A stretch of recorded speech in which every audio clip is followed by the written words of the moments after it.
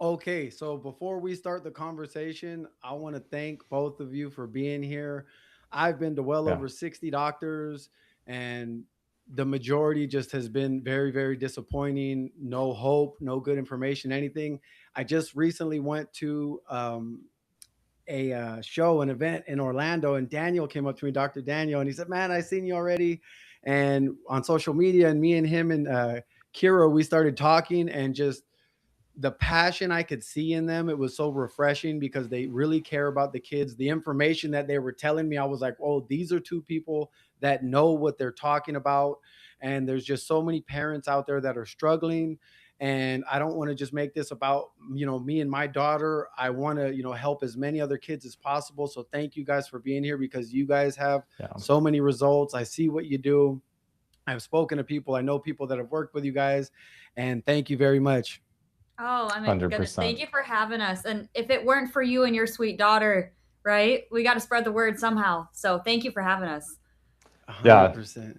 Jerry, I was going to say the thing that prompted me to come up to you at that event was the fact that you told that story about what was going on for you and your daughter, and it was the first you could tell that it was the first time in years that you had had hope in that interaction, and for when you had had that other conversation with someone previously when you were telling that story, and you've been so dedicated with what you've been doing for her that it's yeah, seeing your passion, it was just like, man, I wanted to connect with you, and I'm so glad we're having this conversation right now. Oh, thank you guys very much. Thank you, man. I appreciate you guys. Before we get started, um, what is one thing that you guys want any parent or anybody listening to take away from this conversation? Yeah, Daniel, you can go first. yeah, for sure. I think the biggest thing I want any parent taking away from this conversation is that just because they've been told that they might have been told by someone in an authority position that something about their child is broken, something about their child can't be fixed, or they have to just live with it, live with that. And what I would tell them is that's an opinion. And it is always okay to go and get a second opinion. It is always okay to keep looking for answers, to not give up hope, to stay passionate about looking for answers for your child. And whether we're that answer or there's someone else who finds that answer for you, please keep looking. Please do not give up, and please do not give up hope. Keep stay on that path. Keep looking for those answers because they're out there.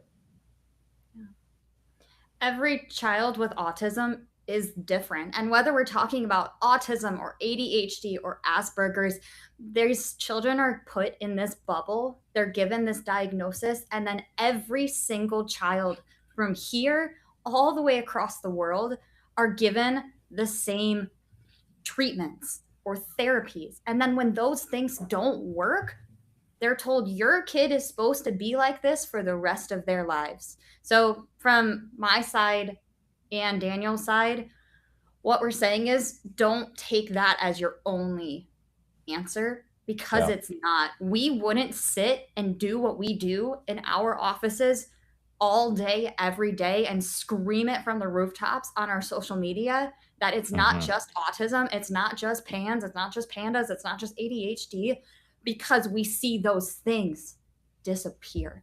We Yeah. see kids who are told they're never going to speak, or we have little ones who are told they were never going to walk. We have little ones say, and little ones that were probably never going to be on their own. To we have kids talking and moving normally and interacting and loving and being kids. So there's always hope. Mm. Yeah. Oh, I love it.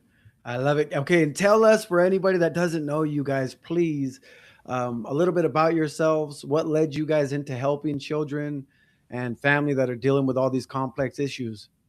Yeah. Kira, do you want to jump on that? Sure. So I started working with patients, and I really started working with a lot of moms. And I worked with a lot of moms with hormone issues. And one of my moms who I was working with for about a year kept bringing up her son. And her son had incredibly severe level 3 autism and was working with another provider for the entire time I was working with their mom and getting almost no results.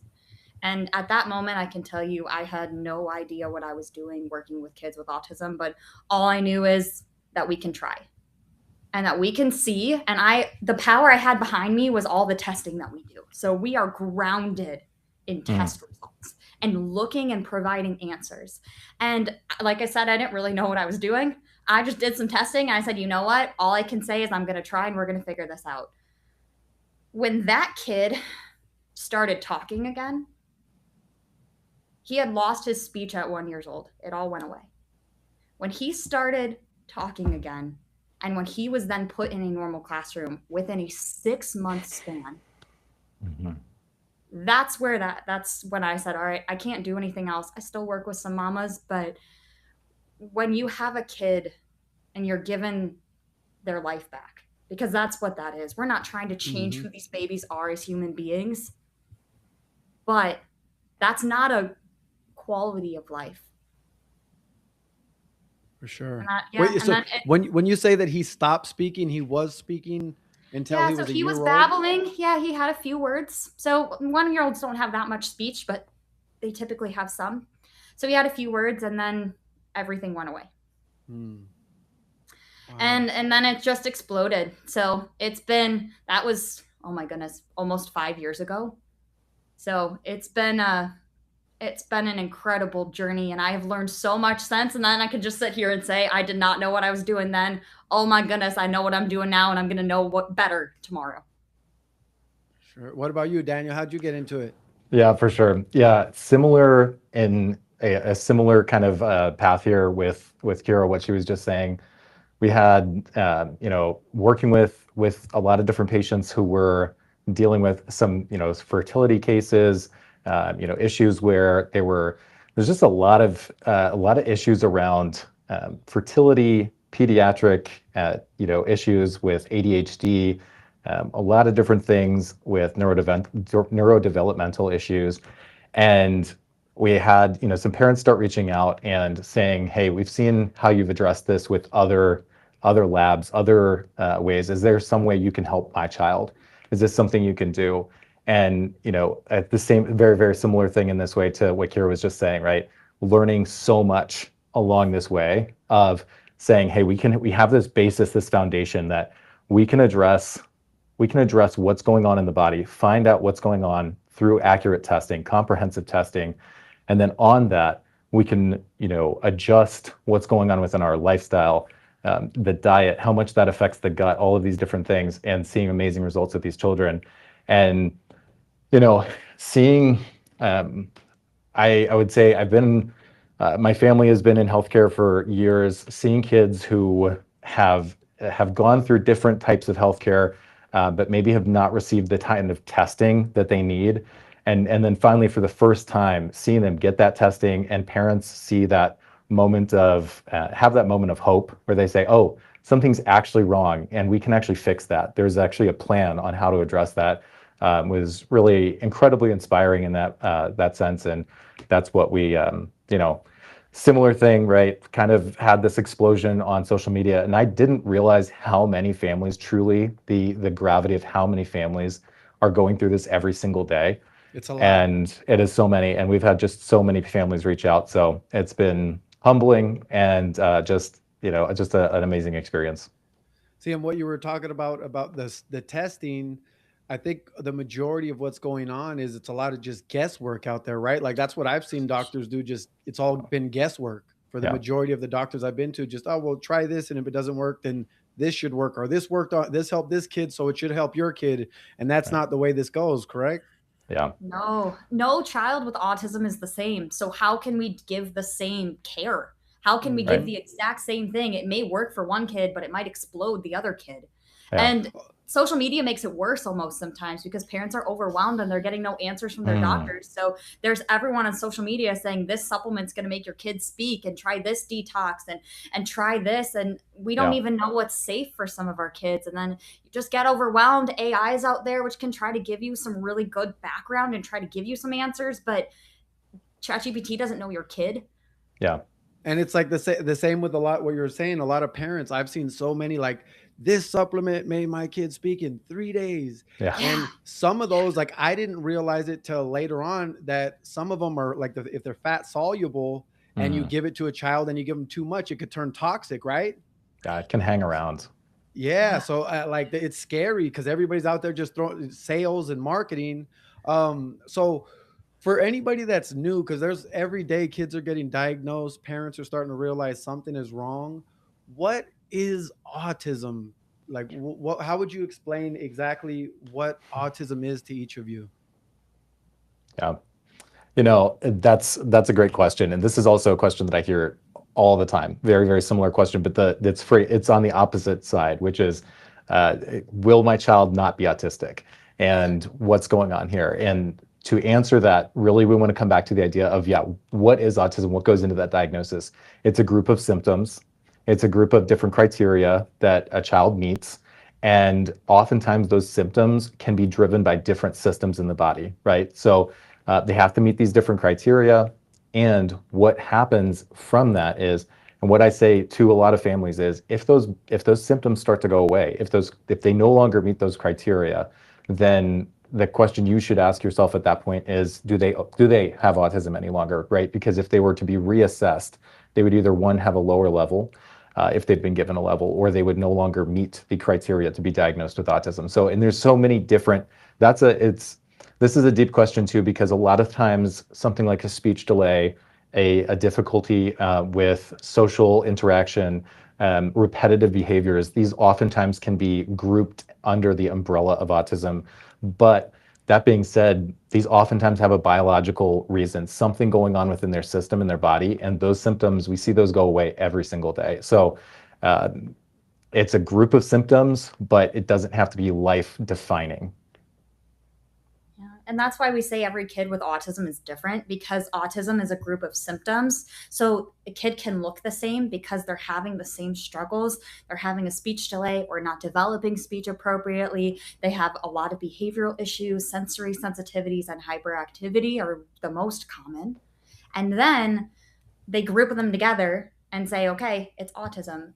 The biological underpinnings are some things that every single day we're actually figuring out. And there's a lot of research, Mhm. which is what is so disgusting to Daniel and I and frustrating is it's not that the research is not there.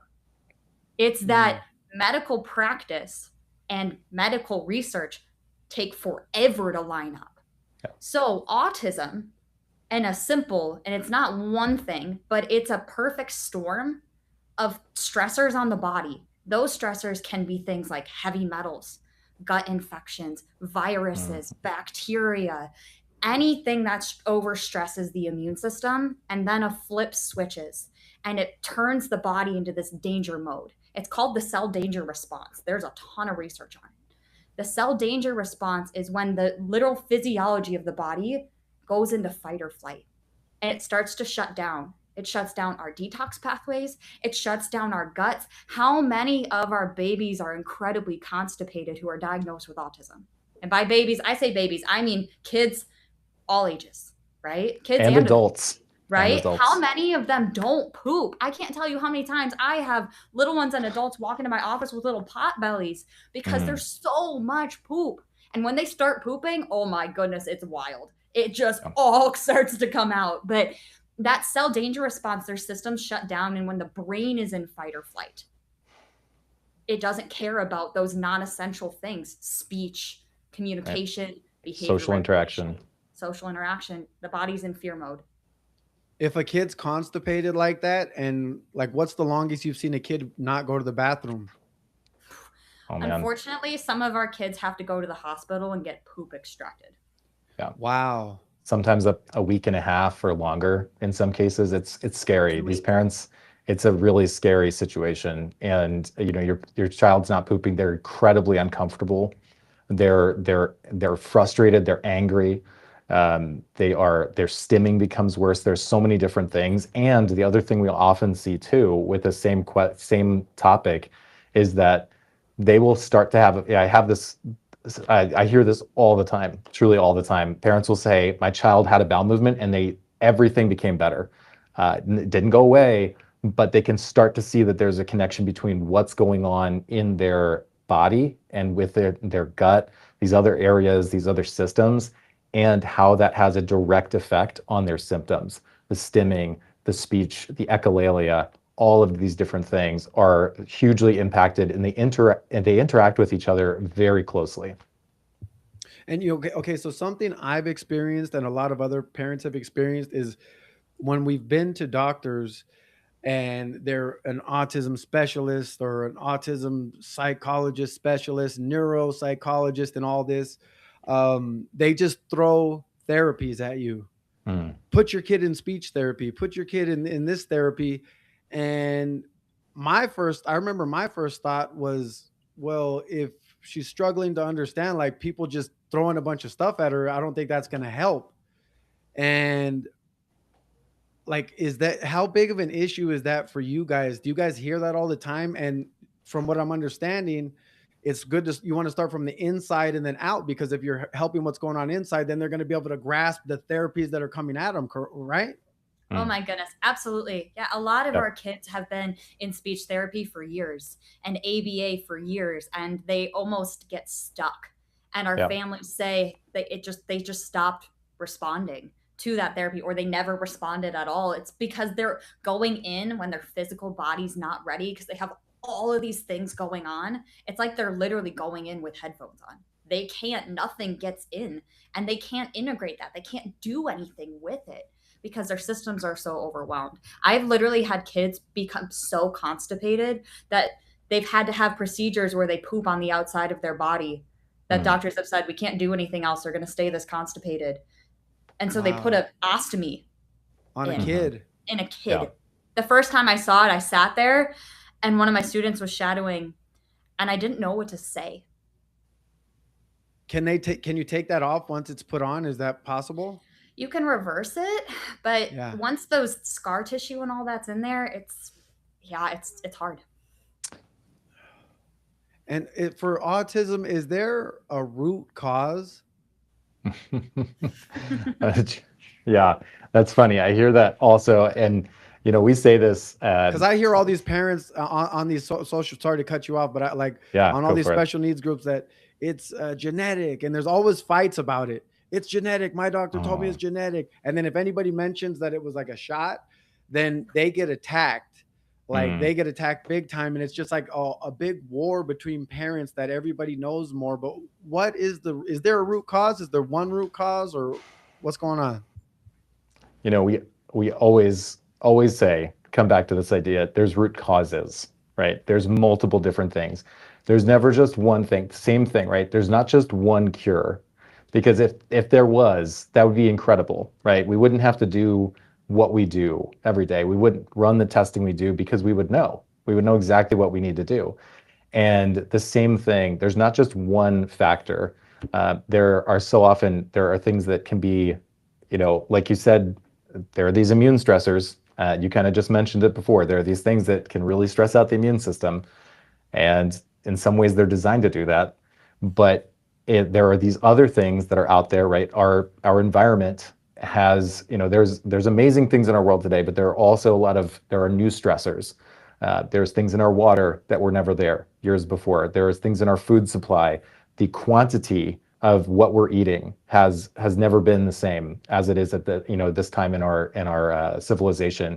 And so all of those play a role. But yeah, definitely these things that stress out the immune system, that stress out the gut, so often it is incredibly rare that I talk with a family who has a child with autism who has not at some point had something that has very much stressed out their immune system and their nervous system in some way, and all kinds of infections. We see all of those things. So it's a whole group of symptoms. It's a whole group of causes that contribute and kind of feed into each other. That's what makes it so complicated too, because it's not just one, and it's different for every kid. And that's why they're trying to find the cause of autism, and they're never going to find it because they're looking for one thing, and they're looking at it wrong, because all of these kids are different. So they're not going to find the one if they're not actually understanding what's going on in these little ones' bodies. And now, you guys, do you evaluate kids? Like, do you guys say, oh, this kid's got level 1, level 2, level 3? Do you guys do that? No, yeah, we don't diagnose autism.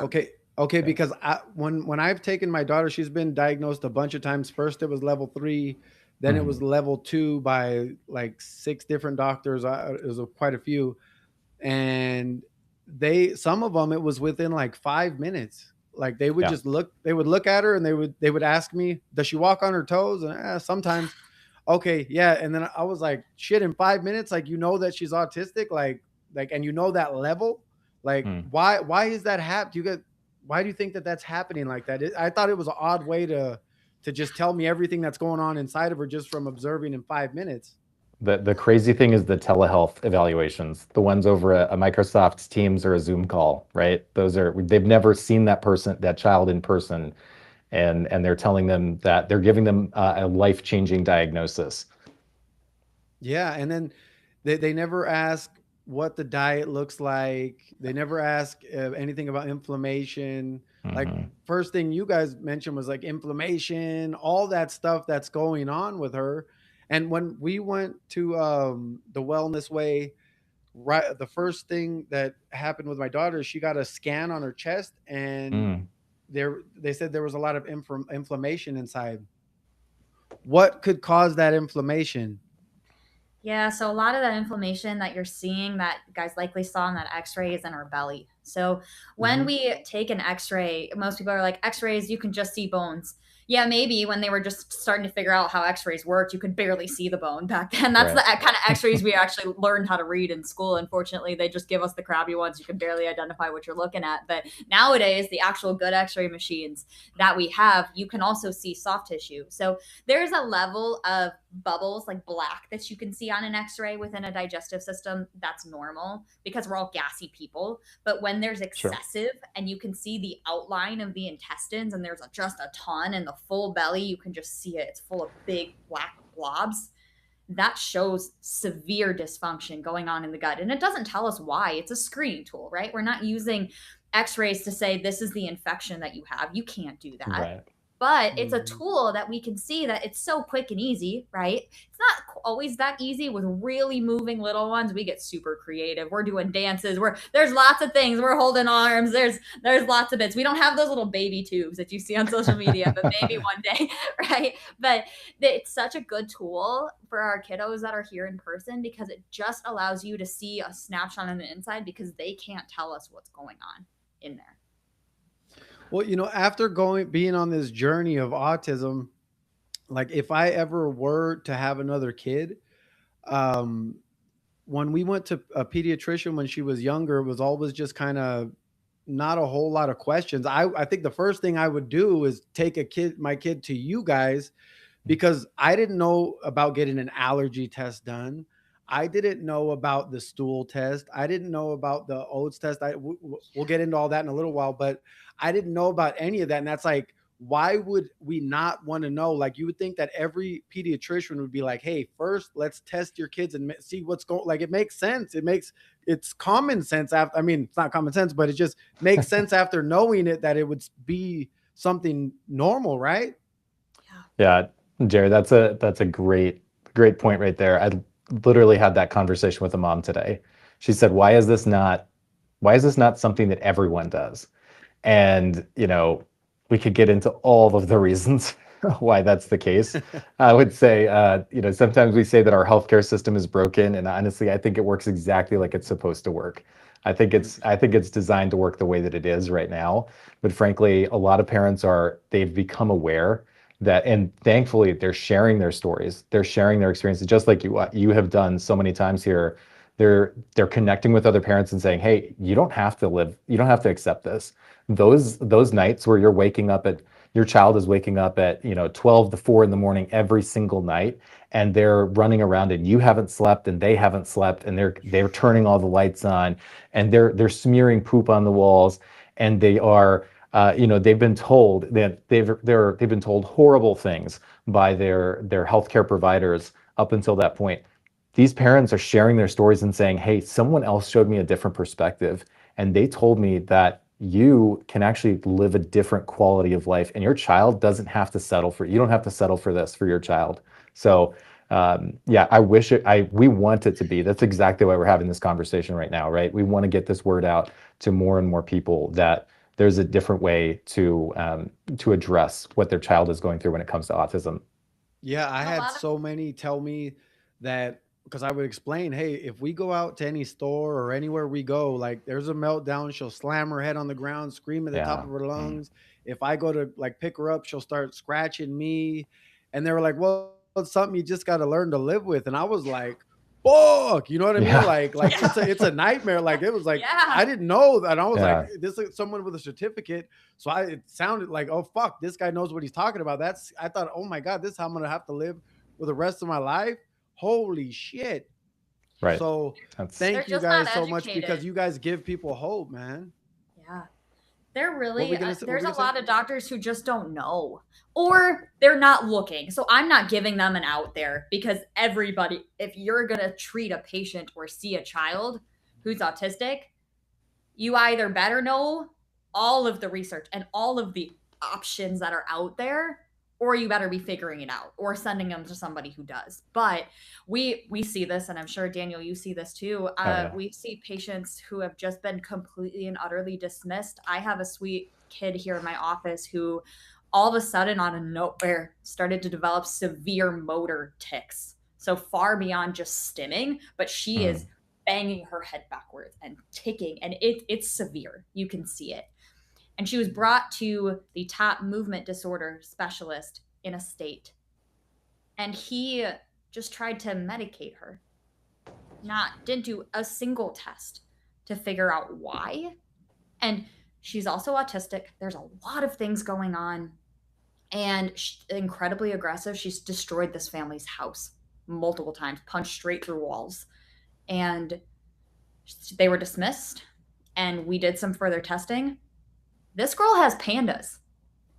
And what I was Mm. sitting in that conversation with her mom, I said, how many kids did this doctor see Mm. that had PANDAS I and think about just that all the either time. doesn't know what it is, which is not okay, or doesn't care to look and then just medicates the kid? And this kid had been on every medication. Everything makes her worse. Yeah, and the thing there to you, Jerry, you were saying this, and Kyrah, to the point you're making here, also what I hear so often is parents are told again by somebody with authority, somebody that it's the final word, and they take that as that, until they hear from another parent, or they kind of have this awakening that there's something else they can do for their child, but they hear with authority that that's the diagnosis that's going to shape their child's life for the rest of their life. And sometimes it's the wrong diagnosis. It's not even accurate, right? It's not just that they have a tic that, or a motor tic that started from nowhere. There's a reason behind that. If your check engine light comes on in your car, you don't put a sticker over it and say it's okay, right? You don't cover over a symptom and say that you don't need to look into why it happened in the first place, right? These symptoms are a sign that something's not working. So we want to have that, better understanding, ask questions, run testing, come up with a plan, because this idea of just suppressed symptoms and go and call it a day is not working for so many families. And they're sharing their stories, and it's a beautiful thing. I had someone the other day tell me that her daughter had all the symptoms of what she's heard that pandas is, pans and pandas. And she asked the pediatrician, and the pediatrician said, no, no, no, just give her medication. We don't need to do testing. And like that's insanity. Yeah. Because the kid's whole life's gonna get ruined, right? If they put them on medication, they're never gonna have a chance at having any advancements, right? Like they could. Right. For anybody that doesn't know what PANS and PANDAS is, we'll get back to autism. What is that? PANDAS it's an autoimmune condition, so they both are. PANDAS is an autoimmune condition that is strep driven. So strep, most of us are familiar with like strep throat. Yeah. What can happen in some kids, whether it is a repeated strep throat infection or it's a strep throat infection alongside at the same time a lot of other immune stressors, and all of it comes at once, where those strep antibodies get triggered and they go to extremely high levels. So they develop the special form of strep antibodies that trigger their immune system to go attack a part of their brain. And the part of their brain that it attacks is the deep center part in their brain. And that deep center part controls so many things. It's kind of like our regulation center. It controls behavior, it controls sensory sensitivity. It's a coordinator. So it actually coordinates speech development. So a lot of the symptoms of autism and PANS and PANDAS overlap. The only difference between PANDAS and PANS is PANDAS is strep driven and PANS is anything else. So anything else, the most common things are viruses. So this can be anything from mono, Epstein-Barr, COVID. We're seeing a little bit more often. Mold. Mold, yeast, bacteria, Lyme. Ooh, that's a big one. That one's coming a lot more kids. So that's definitely something to look into as well. But it's an autoimmune condition, and a lot of these kids get sick and regress before they get sick, and the behaviors are extreme. The sensory sensitivity is extreme. A lot of these kids can't handle clothes on their body, so they're stripping their clothes off, they're screaming, they're crying, they're hitting, they're punching, they're kicking because their bodies feel like they're going to explode.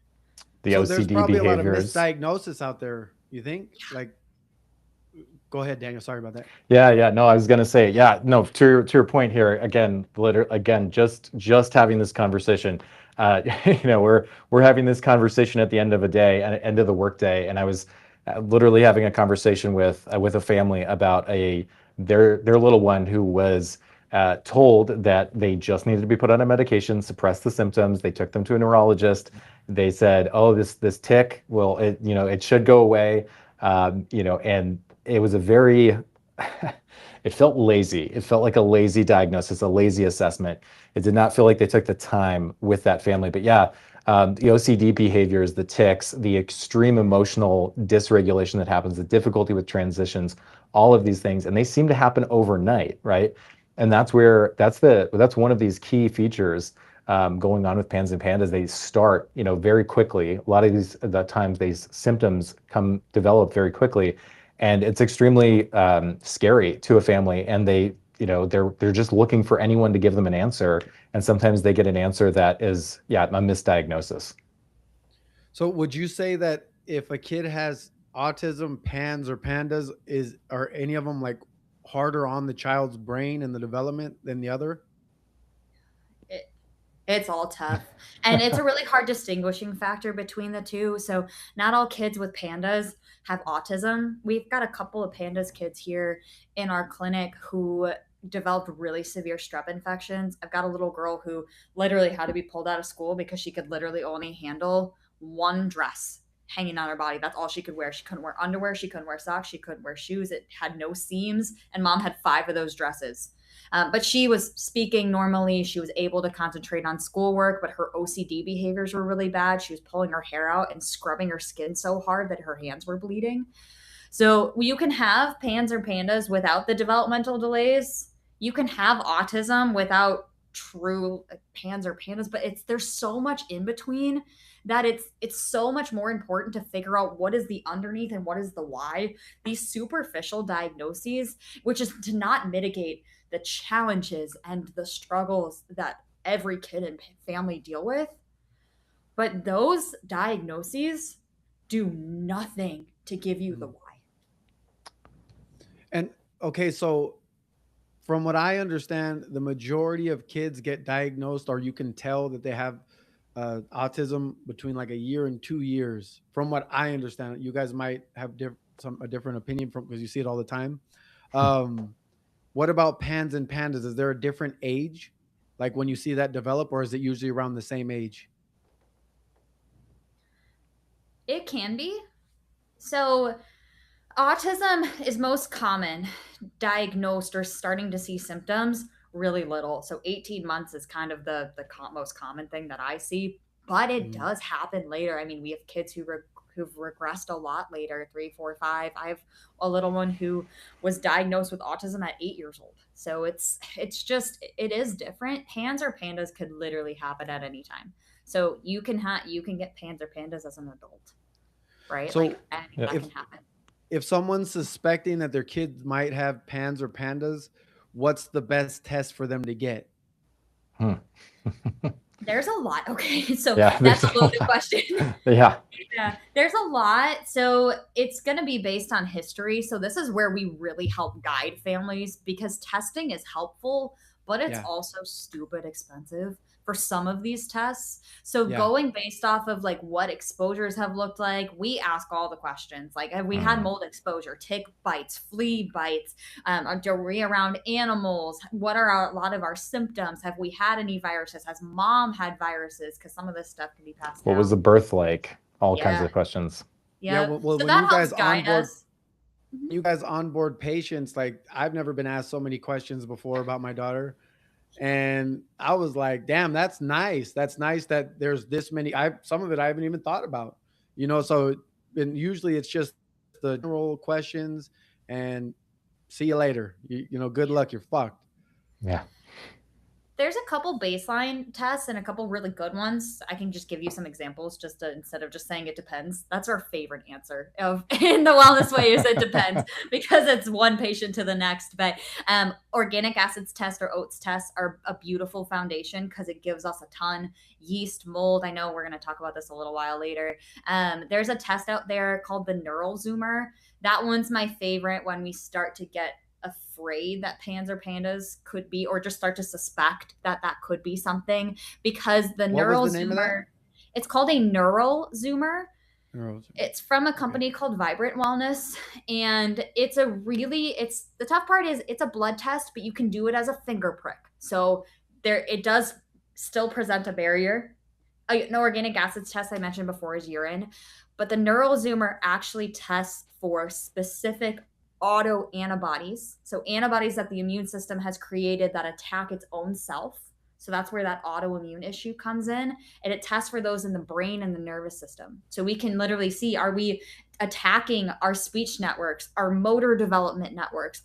Do we have strep antibodies? And it runs a full virus panel. So do we have Epstein-Barr or herpes viruses or cytomegalovirus? It runs all that stuff. So it is a really good, it's a big test. It's a really good test if we're concerned that pans or pandas could be a factor.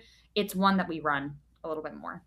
Yeah, and we also still want to come back to looking at, what other things are going on in the rest of their body, looking at things like a stool test, what's going on in the gut. So much of our immune system is present within the gut, but also there are so many different things that can interact with the rest of our body. And that's what I would say, we were talking about this a little bit earlier, but so many children with autism, with pandas, they have some factor going on within their gut as well. So we absolutely want to address that at the same time. So that's another one. Comprehensive stool testing, looking at what's going on with their digestion, their absorption, different infections that can be going on in the gut, or that's absolutely huge as well. When you guys have seen nonverbal children, what has been is there like a most common factor of what's interfering with their speech, like in their development, in their brain, in their gut? Is there something more common? Most common things I see are yeast. There's a special bacteria called Clostridium, which just wreaks havoc on the brain and the nervous system. It's really icky. There's actually a recent research study that has shown that kids with an autism diagnosis are almost 3 times more likely to have an excess of Clostridium bacteria. Wow. So that's and that's measured in the oat, that urine test. And getting pee from these little ones can be a little bit of an adventure, but it's not as hard as blood. So it can be tough. Yeah, but they're like Daniel said, that foundation is so important. And those answers we get in that foundation, yeast, mold, bacteria, and a lot of mitochondrial stress, those are like our engine systems in our body. It's what regulates whether we're in that danger mode, that fight or flight mode, or we're in like rest and digest and develop. We see a lot of that dysfunction too. And that's also on the oat. Yeah, and I would say the same time also, coming back to the oat. Now, the oat is just such a fantastic resource, especially if you know how to use it. So you'll hear people out there say, oh, well, check this test, check all these different things. If you know how to use it, if you're trained and you have a good understanding of this test, it's an amazing resource. But I'll also say a lot of nutrient deficiencies. Really frequently, a lot of times what I'll see as well is these cofactors, these different vitamins and minerals that we need. They are missing, they're low, they're being used up by other things, by other infections, by other things that are being overproduced. And we also see a lot of times issues with folate. Super common thing within children who have been diagnosed with autism is folate deficiencies. And so we also want to look at things like folinic acid. This is where the whole conversation about leucovorin and folinic acid has come into the autism world. But looking at things like how they're metabolizing their folate, looking at an OAT test sometimes before we go to a frat test, which is a blood test, can be extremely helpful as well. Because like Kyrah said, urine can be a little bit of a challenge to collect, but blood, that is a whole nother ball game. So if we can get that information from a urine test, we can start working with these little ones and see some huge gains in speech as well. Okay, so I wanted to get into leucovorin in a little while, but let's just jump on that right now since you mentioned it, please. What do you guys think about that? Because I look in all these special needs groups on Facebook, and I see some good stuff. I see some people, hey, this helped my kid, and I see some people say, man, this like turned my kid into a nightmare, even worse. What's your guys' opinion on leucovorin? Do you recommend it? What are your thoughts? It's the right thing at the right time for the right person is amazing. If it is not any of we don't meet those criteria, it's the wrong thing. If it's not what they need. And so that's, again, coming back to that idea of testing. And leucovorin in this, there's a couple of things we could dive into this. It was presented recently as this kind of this ultimate cure, this one size fits all. And like you said, yeah, you see these mixed reviews from people all the time. Some children get extremely irritable and hyper. They get aggressive when when it's given to them because they don't need it, or they don't have the other nutrients and other things in place to process it. But for the right child, it can be amazing. So it kind of still comes back to what is right for them. What does their testing tell us? Leucovorin is, oh yeah, go ahead. No, go, please. I would say, so leucovorin is, what it is it's a special form of folate. So leucovorin is not this like miracle drug.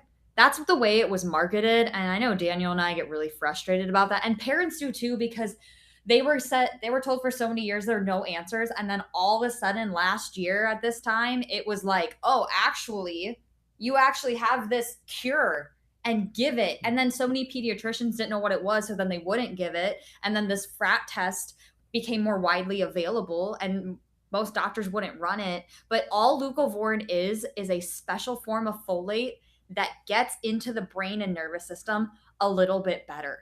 But if their bodies are shut down, if their mitochondria aren't working, if we have other infections, then it's like you're trying to add something to a system that's not ready to accept it. And then we can get a lot of those severe symptoms. It's not harmful. It's really hard to cause damage with folinic acid. But the other thing that a lot of kids are reacting to is not the folinic acid. Leucovorin was not made for children with autism. Leucovorin was used as a drug in case patients overdosed on chemotherapy and they needed to give high dose folate to the brain and nervous system so the brain didn't die. But unfortunately, I didn't know that. Yeah. Unfortunately, the ding-dongs that created the leucovorin decided to put food dyes. So depending on the dose of the leucovorin, they'll literally add yellow dye, which our kiddos with autism, ADHD, PANDAS, they do terrible with food dyes. If we know one thing, every single kid there does terrible with food dyes. And they'll also put in lactose as a additive. How many of our kids react to milk proteins? So many. So maybe they're not reacting poorly to the leucovorin, but they're reacting to the food dye that they're giving in super high doses all of a sudden. Yeah, when it first came out, I started looking into it, and I saw it's got a chemical carrier in there and like stuff that just sounded fucking scary. Binders the and kids fillers. Are already struggling, and it's like it's got maybe one good thing in it, but what's the rest? And I don't think a lot of people are looking at what's the rest, like you're talking about. Yeah, you can get it from compounding pharmacies. So that's, unfortunately, it's really expensive, and you have to have a provider who's willing to prescribe it from a compounding pharmacy. And all that does is they can specifically make it without all those additives. So that's an option for some families and for some children, but it's same thing Daniel said. It's still got to be the right place, the right time, and the right amount. Yeah, and I think the other thing too here is there was this huge focus on folate, and at the same time, well, that is hugely important. There's all of these other things that are important as well. B vitamin, the rest of the other B vitamins, B2. So, what are we looking at with B6? These are all very important. Magnesium, iron, copper, and we can't go after just one thing. It's all coming back to this idea you said earlier, root cause, right? It's never just one thing. We wouldn't say if someone wanted to get healthy, you wouldn't, go from being unhealthy to healthy. You wouldn't say, well, just work out. We're going to talk about their diet, their sleep, what's going on with their relationships, their stress, all of these things. Same concept, but applied to what we're talking about here with autism. We want to come at it from all directions. How are they eating? What's going on with their nutrition specifically when it comes to some of these supplements they might be missing, some of these vitamins that might be missing from their bodies? And how is that going to affect their sleep, their speech? What's going on for them specifically? Again, coming and treating them as a unique person, because that's who they are and that's how they should be treated. And when you guys see a lot like kids that are really aggressive, they're freaking out, they're screaming, all that stuff. And some people think, okay, my kids just got bad behavior. Testing, understanding what's going on inside of them is the best way to figure out exactly what's causing that. Because we see those behaviors go away. That's Yeah. one of the things, right? It's one of those things that I parents who have worked with, who their child or children of these parents, they have these extreme behaviors. They've been medicated. They've had multiple medications. Some parents say, they've tried all the medications. None of that. They work for a couple of months. They might be work for sometimes only a couple of weeks, and then these behaviors start coming way back, just as strong or worse than they were before in some cases. And it's because oftentimes what was underlying has never been addressed. So a very common thing that I see a lot with aggression is a lot of yeast and a lot of bacterial overgrowths. When we have some of this disruption in the nervous system related to some of these neurotransmitter metabolites, we can talk about this a little bit more on the OAT test, but this huge sensory seeking, huge issues with aggression. And sometimes these little ones, it's not that they want to be aggressive, it's just almost a natural outpouring of what's going on within their gut, within their other systems. There's this huge amount of energy, and it's like giving a child, caffeinating a child and telling them to sit still, right? It's just asking for problems. Now, why in like kids that have autism, why is there a huge problem in sleeping? Well, that's a loaded question. A I lot know of it. that I know that I know It's These- I okay. understand, but No, yeah, no, it's you know what I okay. mean. Yeah, so if you think about it, when you can't sleep, sometimes it's because you literally feel like your brain doesn't turn off. Mhm. These kids' brains literally cannot turn off.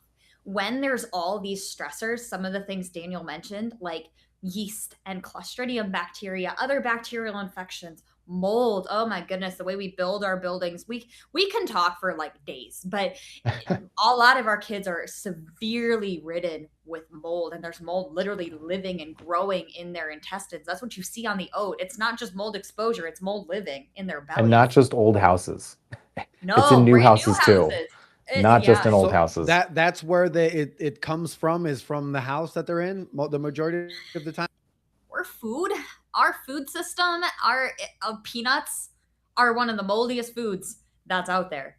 And the longer it sits and the longer it's packaged, and if it's packaged and you're adding sugar and all the things that mold loves to feed on, we can get exposure that way. But a lot of it is environmental.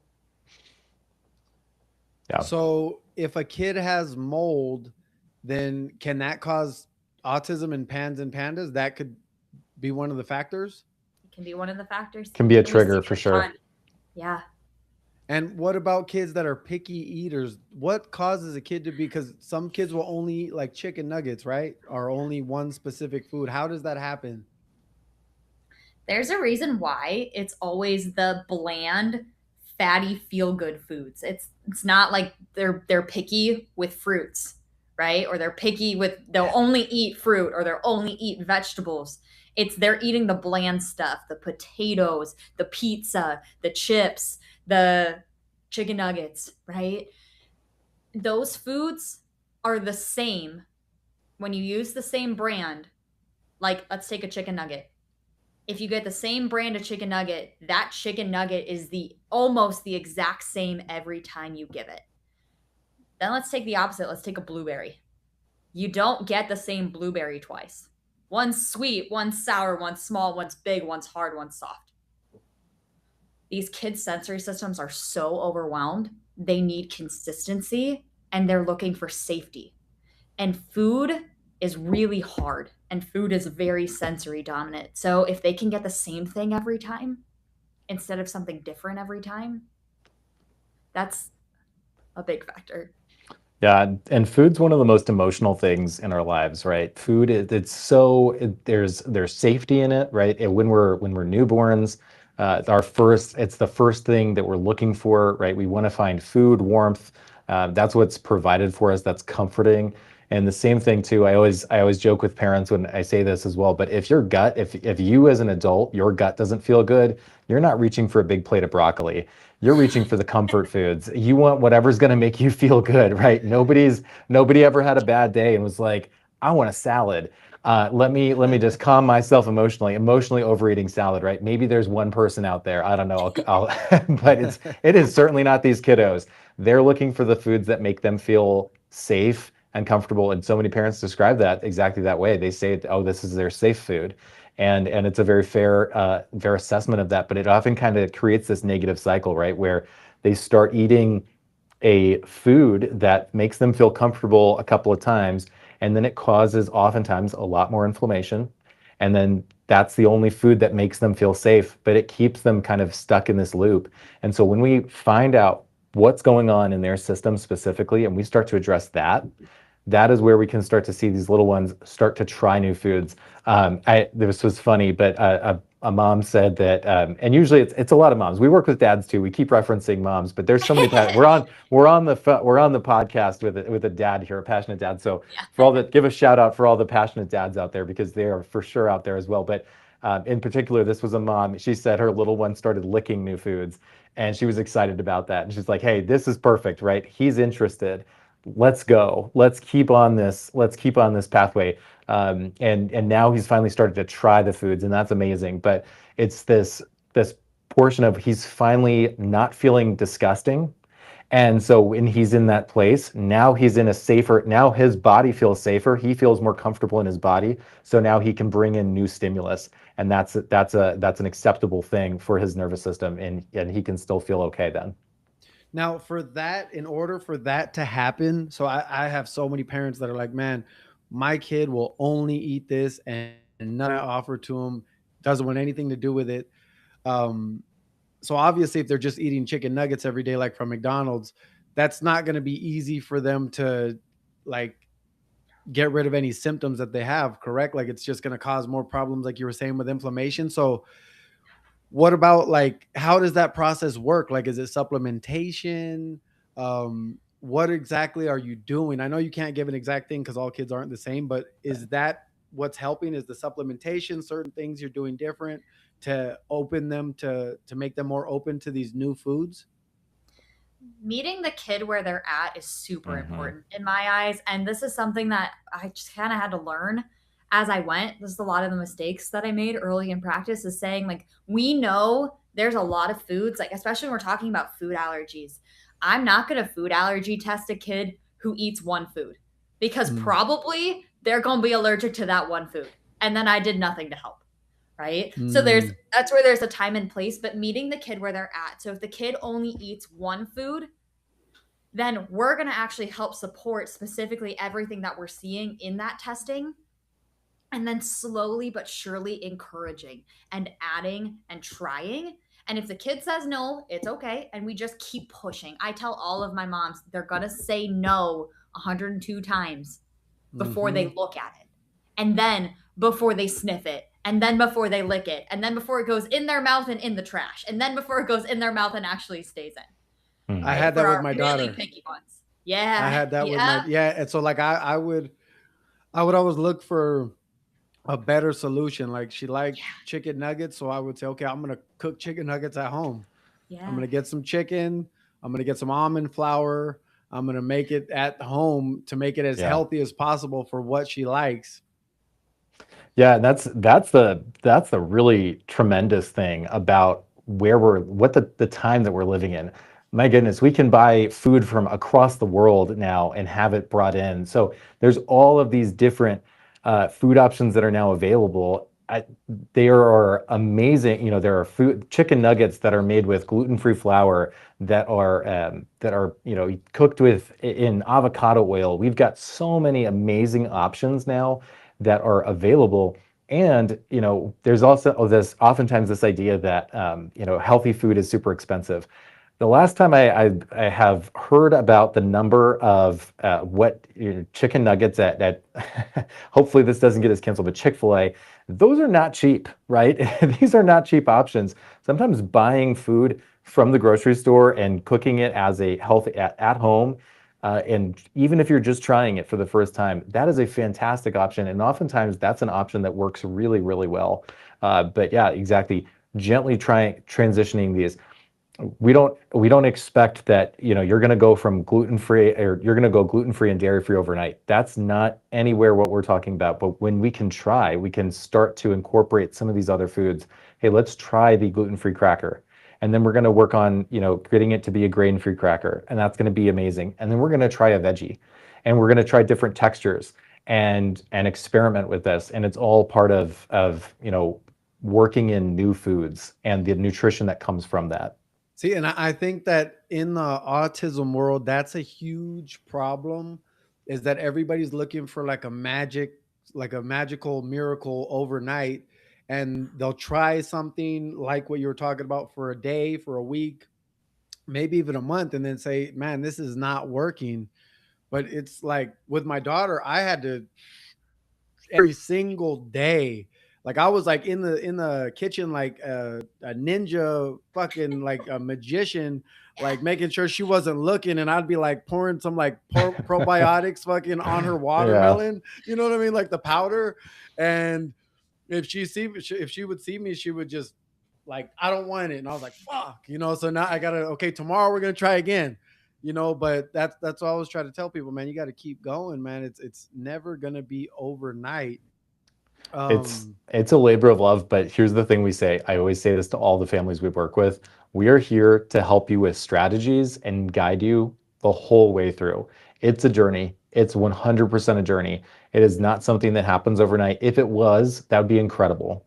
But that's not what we found to be the case. Whenever we find that, we're gonna let everybody know if we ever find that.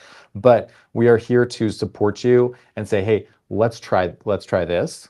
Let's have we gone through this style of things? This is a resource that we could use. All of that is what we do every single day. See, and that's why I really loved when I was talking to you guys, because I remember when you, Daniel, you every couple minutes you would always, when we are speaking about my daughter or speaking about kids, you would always say, hey, is this making sense? Like, because Mm. you guys really, both of you guys, I know when we all had three had the conversation, like I saw you guys both wanted to make sure that what you were saying made sense. And like I was just like, damn, these people really care, like really, really care. And that's not very common. I haven't really witnessed it too much in, you know what I mean, from doctors that I've seen. Um, Quick question: what do you guys think about like when a kid goes to school, try to put the AAC device? They give them that. Do you think that's good or bad? I know this is off subject, but Yeah, no, that's a great question. For some kids, it's a really, really good initial tool, and it's one of their first steps into communication. I don't think it should be, this is just my opinion completely, and there could be a kid that completely changes that opinion. But right now, my thought is if we're only doing that. So if we give that and say it's good enough. yeah. And now And what? there's a, I was gonna Oh, say, yeah, there's technology is in the iPad is kind of tough too, right? Like then Yeah. we're just holding on to a screen, and a lot of these kids are super sensitive there too. So it's a double edged sword. Yeah, I didn't. They gave one to my daughter at her school, and I didn't. They would say, "Oh, use it with her at home," and I was like, "Nah." Like, we did it for like 2 days, and I was like, "Yeah, we're like point at something," and I would say it like 1,000 times. That's water. You know Right. what I mean? Like, I rather you point and then me say it, even if you're not saying it, verbally. And now she Yeah. says water. But Mhm. um, instead of just pointing at something. The right So, tool at the right time. Still, same thing. yeah, It yeah. can And now provide what? some power too, because some kids, if we're really not even getting there and we're having a ton of behaviors because kiddo's thirsty and doesn't know how to get the water, and we can point to water and that works, and that works at that time, that might be life changing for a lot of families. But then if we have a kid, I've got some kids who they get the AAC device and then they're just pressing buttons and they're not, Uh-huh. that they can't use it purposefully. So if we just have a device and we're just sitting there and we're pressing hungry, bathroom, water, toys, sad, tired, that's probably not that helpful at that time. Yeah, yeah. I have seen that it is good for some and not. Some people don't like it so much. Um, Now, what about parents that feel like they've tried everything and they're losing hope? Someone that's been on this for like a year or two and they just feel like they've bought all the supplements, they've tried everything. Like, what do you say to somebody that is in that position right now? That's the majority of families we see. So we Hmm. don't get the kids first. I so wish we did, and maybe one day we will, right? Right.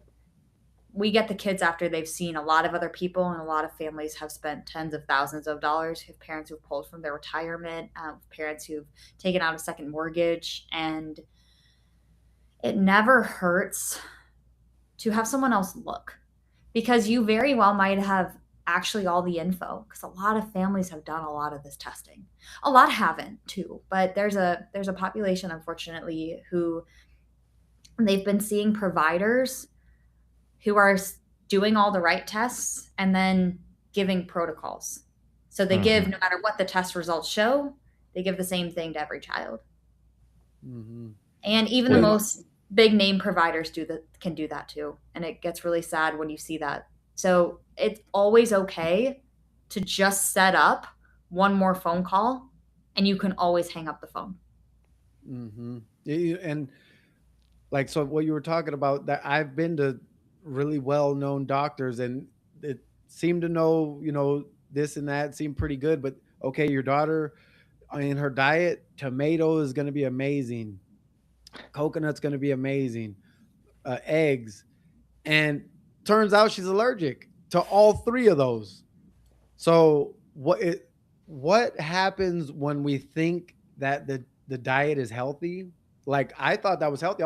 We bought 15 chickens and we were giving her those eggs almost every day, every other day. Turns out she's allergic. What happens when you think that a kid is eating something healthy like that, but they have an allergy? What's going on inside of their body? What is going on? What's happening? Yeah, so that's again the thing that, kind of like what you mentioned with your daughter and what we've been saying about keeping this unique and specific to each child here. What seems like a good healthy option can still cause irritation and inflammation throughout the body. We've got to take it in stages though, so often, right? If a child is only eating some of these foods at first, we can't take all of those away, right? They still need calories. They've still got to eat. But we can start to swap those different things out and then eventually get to the point where once we've calmed down a lot of that inflammation, we've started to address some of these other symptoms, giving them some of these nutrients that they need, like I mentioned earlier, folinic acid, some of these other B vitamins that are so vital for them to be able to, experience and be willing to feel safe enough to try a new food. That's where we can also get dialed in on their diet specifically and say, we've removed a lot of the known allergens, common things like gluten. We've gone gluten and dairy free. Now we can get a little bit more specific and we can say maybe they're allergic to avocados. Maybe it's not Mm, great for them to have these blueberries. Maybe maybe they're eating something that's very high in oxalates and that's causing an issue. So we can always get more specific, but we've got to address foundational things first and then get more dialed in on some of those foods that can cause inflammation. So again, always meet everybody where they're at, because I have some families who think that, Subway Eat Fresh means that it's a good, healthy meal. And then I've got some families who they're buying half an organic cow. They're getting wild caught salmon for their little ones, but they might still have some symptoms. And so that's where there's another missing piece of of this puzzle for them. And once we've put that in, and we can see that, their whole world change in a very positive way. So to sum that up, always meet everybody where they're at. Make some basic changes first, and then we can get more specific on the diet as we go. How do you guys, when a parent brings their child to you guys, how do you decide what should be investigated first? Like what type of testing you should do? We spend an entire hour, sometimes more. We love running late here in our clinic, so we're going to apologize in advance, because if a family needs it, they need it, right? But so families fill out really extensive paperwork. And Daniel and I have adapted and adjusted our paperwork that specifically fits the autism and neurodevelopmental needs space. Yeah. And so we spend hours prepping prior to the appointment. So before we even pick up the phone or see you or you walk in our door, we already know the background and we know it really well. So then we come into those appointments armed and ready, and then we sit and we dig. So we'll talk about, okay, you saw this, but what actually happened surrounding that? Regression happened at 18 months.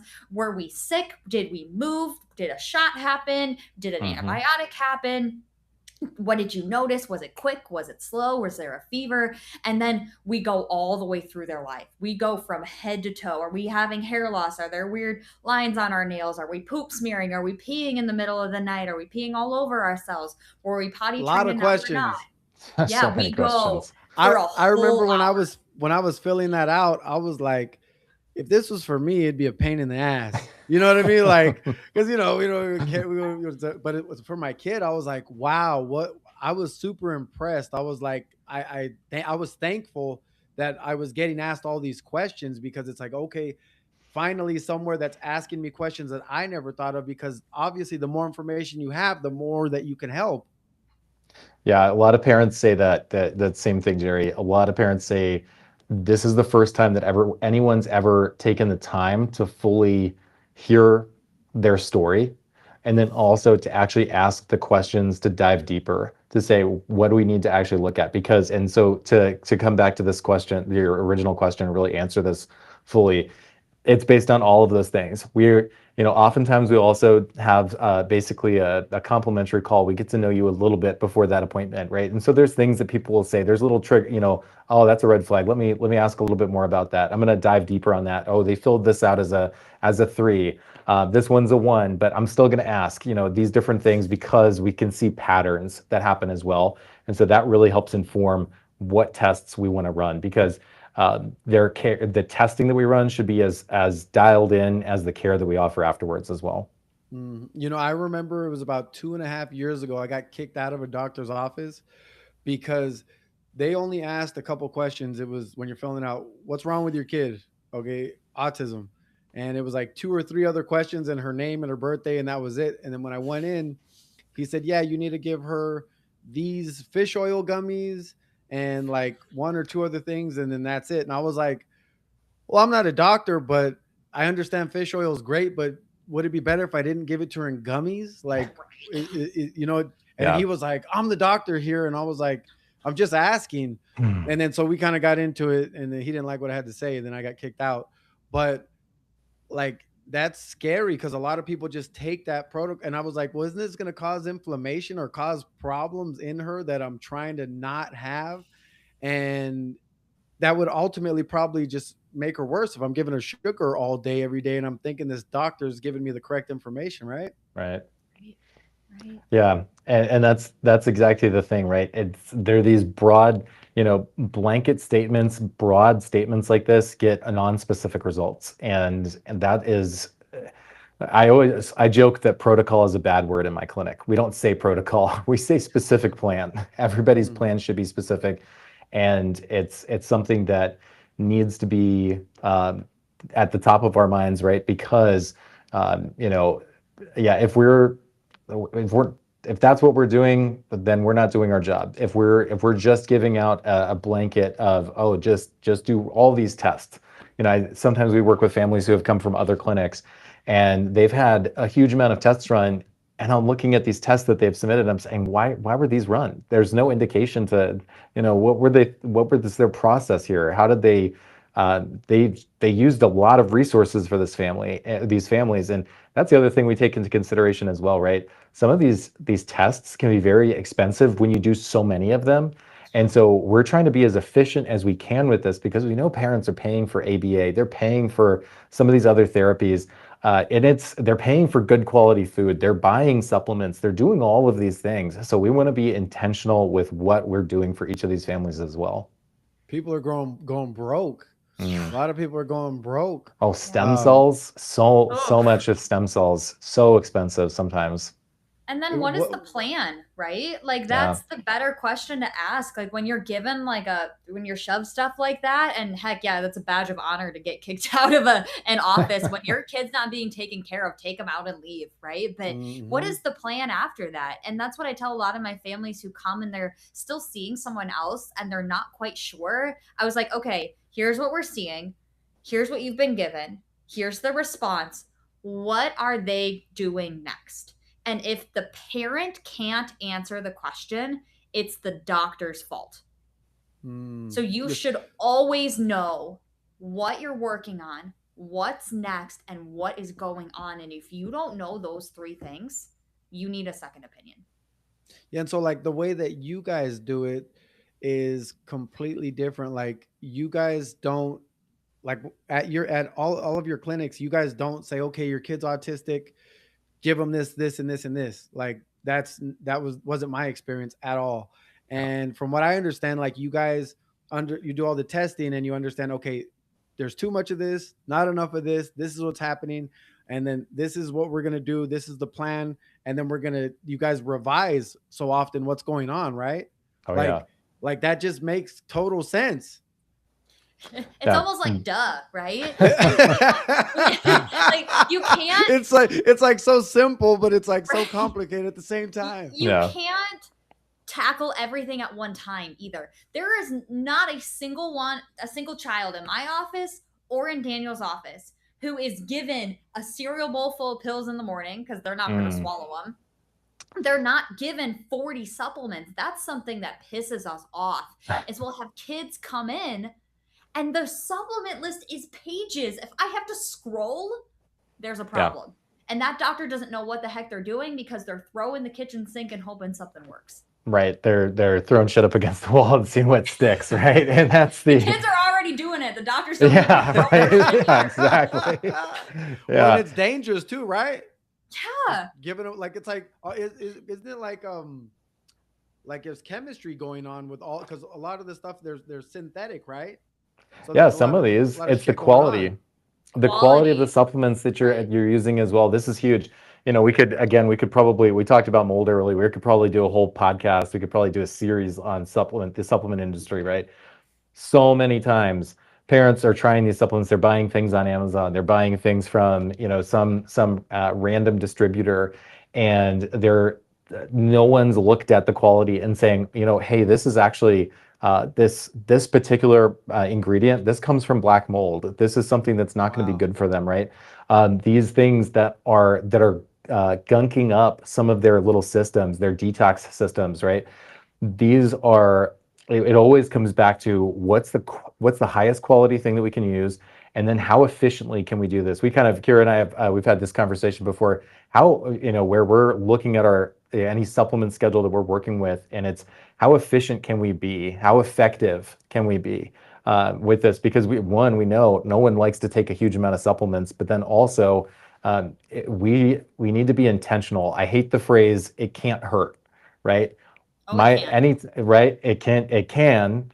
And the other thing too is every single supplement we use, every single herb should always be so intentional. It should be doing multiple things in some cases, but should always have an intentional thought process behind it. Why are we using that?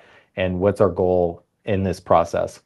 You know, It was about a year ago. I get a lot of companies that just send me a lot of stuff for me and my daughter, protein, zeolites, everything you can like everything you can imagine. Mhm. And I had a couple companies, but this one specific one I remember, I saw a lot of parents that were voting it. Oh, this is great, blah blah blah. And then the company sent me some. Say, hey, we're gonna send this to you for your daughter. We want you to make a video for us. And then I was reading the ingredients, and I was like, oh, it's zeolites, blah blah blah blah blah, detox. And then I saw that the vitamin B12, the 12 was in the form of cyanocobalamin.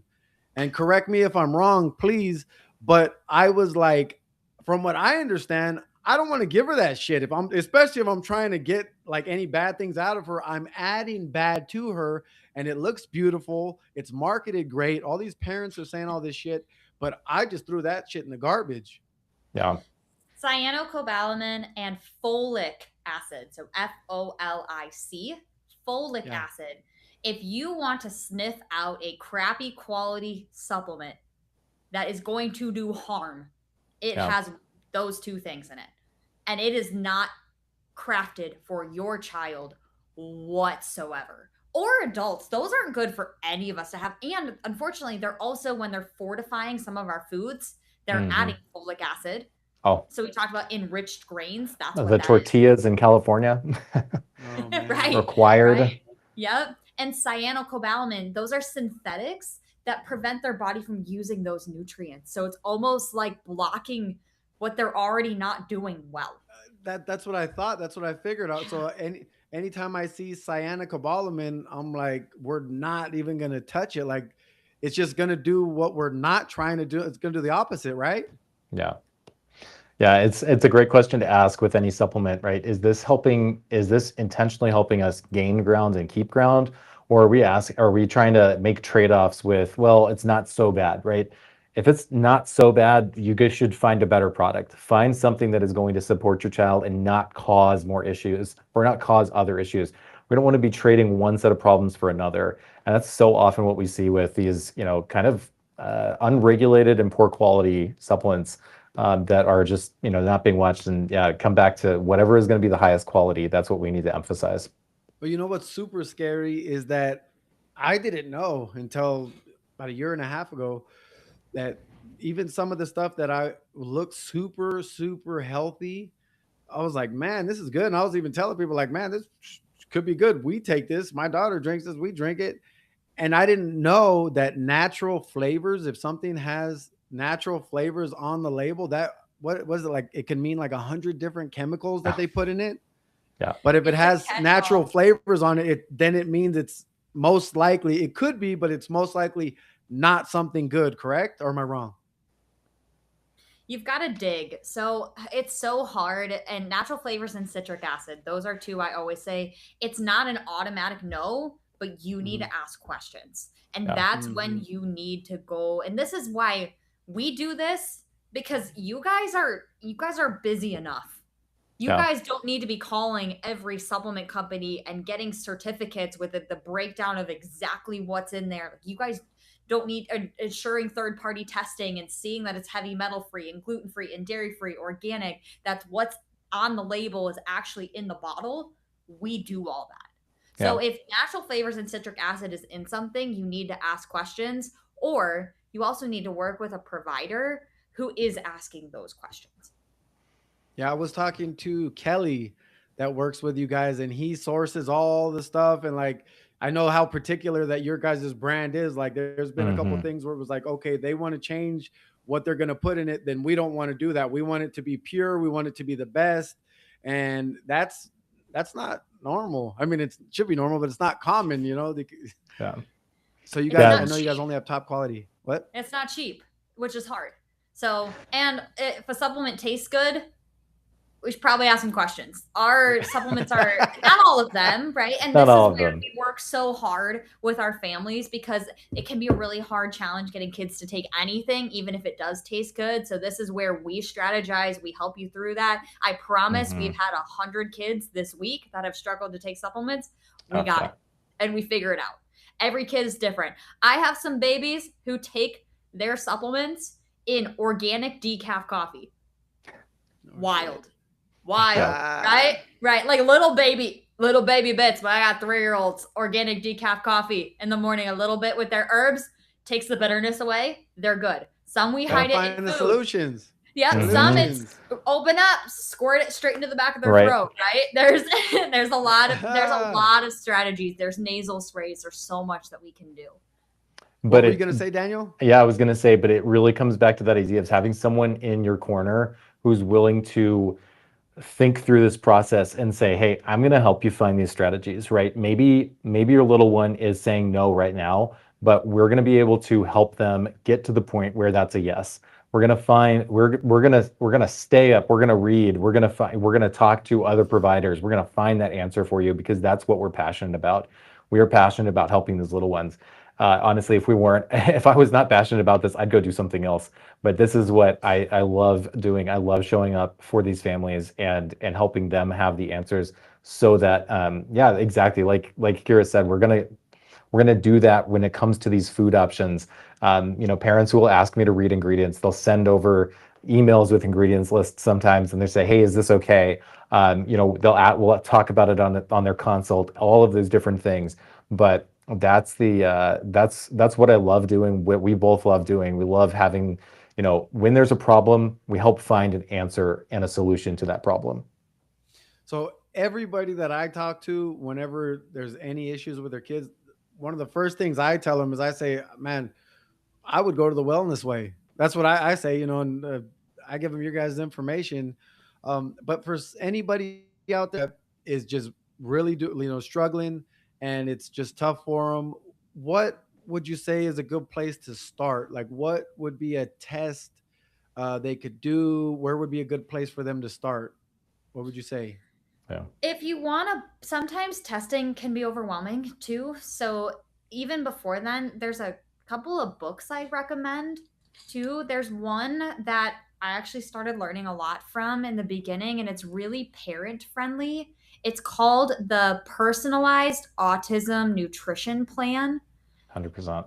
And it sounds like a protocol from the title. I was skeptical. It's not. The author is Julie Matthews. She's a rock star. She puts on free webinars for parents to walk through just what is all the info out there on nutrition.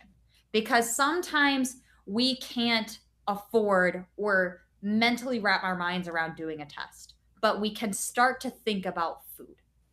Yeah. Because food is something they do every day. And that book, it goes through a little bit of science. So it's a little sciencey, but it's not bad. And it just goes through one little thing at a time. And it steps you through some things you can do and why it's important to look at it and what is the data. It's a little bit research driven, which is really cool because it gives you confidence. Because we don't want to guess. We don't want to guess with what's going on. So we do testing, but we also don't want to guess with what is good for these kids. That's where some research is helpful. So I love that book just to give them a resource. Yeah. When I first started, I was pretty much guessing, and I realized that since I hadn't found you guys yet, I realized, man, these doctors aren't going to really help me. All these ones I'm going to, and some of them are specialists and this and that. So I got different books.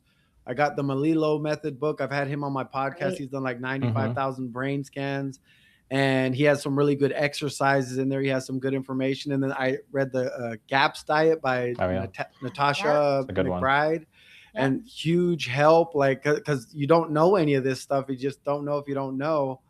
What were we going to say, Daniel? Yeah, I was going to say at the same time, right? Dive into the diet. We know there's other things as well. A lot of these little ones, they spend it can be a coping mechanism. We understand, right? It can be a mechanism. It can be a crutch sometimes. But the screen time that adds to this. Some of these little ones are spending 6+ hours a day on screen time. And the other thing too is if you can't necessarily give them all of the right things, sometimes you can just keep out some of the bad things. A huge amount of the little ones we work with just the teens and sometimes even the adults, they are living off so much processed sugar and carbs. And so starting to switch that out, starting to say, no, we're going to try watering down this juice. We're going to cut down a little bit on some of the lemonade or the soda. We're going to back off on some of the cookies. We're going to go for a less sweet option and try that, to introduce some of these things, because so many times these different things that we've been talking about this whole time, the yeast, the bacteria, they live off of some of these easy carb sources, these sugar sources. So sometimes, as much as it is about adding something good in, it's also about keeping something bad out. So that's what I would say there as well. And you can very rarely go wrong with some good time spent outside, some sunshine. All of those things can be amazing, and those are all free. Those are all very much free. Grounding, all that stuff. Grounding, Yeah. yeah, 100%. And now, what about when you do supplementation? When you guys give kids supplementation, how important is the time that you give it to the kids? Yeah, it depends on what you're working on. So a lot of supplements and nutrients require things to absorb. So when we're talking about like our fat soluble stuff, all that means Mhm. is it can live in fat tissue, but it requires fat to be able to absorb. So something like vitamin D. There's a lot of really icky vitamin D supplements out there, but there's a lot of good ones. A lot of the good ones, it's a D3 with K2 and they include some sort of fat in it. But then Right. we also encourage, make sure at the same time, if this is something we need a little bit of extra support with, that we're eating around the same time. And then there's Mhm. supplements we utilize to help with breaking down foods and absorbing a lot of those nutrients. A lot of these nutrient deficiencies come with these little ones, number one, because they don't eat it, but also a lot of them are making, this is my favorite phrase, really expensive poop. And Mhm. what that means is it's going in, their bodies aren't breaking down or doing much with it, and it's going straight into the toilet or all over the wall, right? It's Hmm. really expensive all over your house, and they're not getting the benefits. So, taking supplements and nutrients around the time we're eating if their bodies need it, so digestive enzymes, stomach acid support, it can actually help their body do what it's supposed to do with the good we're trying to do with food. Okay, can we real quick, and then we'll get back into it? Can we go over my daughter's results Yeah. Yeah. real quick? I appreciate you guys, man. Thank you. So, okay, so on her um, allergy test, it came up. It was coconut, tomato, cod, eggs, and a few other things. Now, is it possible that over time, since we completely cut all those out of her diet, that she'll be able to eat those later on, that she gets rid of the allergy? Does that happen? Yeah, we see that happen for sure, especially when we take care of why some of that was happening in the first place. When we think about a food allergy test, right? This is what came back for your daughter. There's also an element, all of this food is being processed and digested in her gut. And so when we get some of these proteins from these foods that are starting to react with her immune system, because there's a lot of times what we see is things called leaky gut, something called leaky gut, right? And that's where the tight gap junctions they should be these tight gap junctions in the gut, they've started to break down and become looser. And so those tight connections aren't keeping some of those proteins away from our immune system. And what happens then is we start to be developing these reactions to what's going on, what we're eating. So as we work on the gut and we start to heal up and cause those tight gap junctions to come back together, we support her body.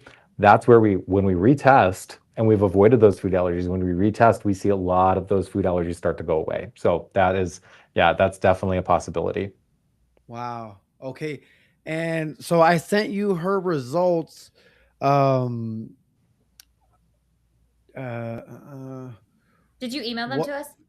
I emailed them to Daniel. I sent them to Daniel. What does all this stuff mean? So I'm looking at it and it says need for digestive support, maldigestion, that's a 0. Inflammation is a 3. Need for microbiome support, 10. It says it's a red at 10. That doesn't look good. Need for prebiotic support, that's a 0. And need for antimicrobial support, says there's an infection, and she Mhm. has a 9. So, Daniel, can you send them to me just so I can see them? Yep, just I'm just gonna make sure that works on my on my phone here. 1 minute. You're good. So what you're looking at on that beginning page is it's a summary. So it's telling you out of all the test results. So the raw test results start on page 4. What it's telling you is out of combined, there's some of those systems in the gut that we look at. The microbiome is our good bacteria. So it's what produces things like our serotonin, our neurotransmitters, the way our brain communicates with the rest of our body. So need for microbial support can mean that her body doesn't have that balance within those good bacteria to produce those brain communication tools. So that's a big connection when it comes to her speech development too. And the crazy part about it is that for now 2 years exactly, she's been with me 100% of the time. Like her diet's been insane. Like people think I'm a psycho. Like nothing, like no sugar. We go to weddings, we go to parties. Like she's like only super healthy. Um, so what could be causing all that? One thing that I'm seeing as I'm just scrolling through here, and this is raw. I literally just got sent these, so you're getting the raw reaction here. I appreciate it, man. Thank you. Well, of course. One of the things that I'm seeing is that she has a really, really hard time with proper fat digestion and utilization. So when we're looking at her fats in her poop, it's on page 4 if you've got it in front of you. Yeah. They're really low.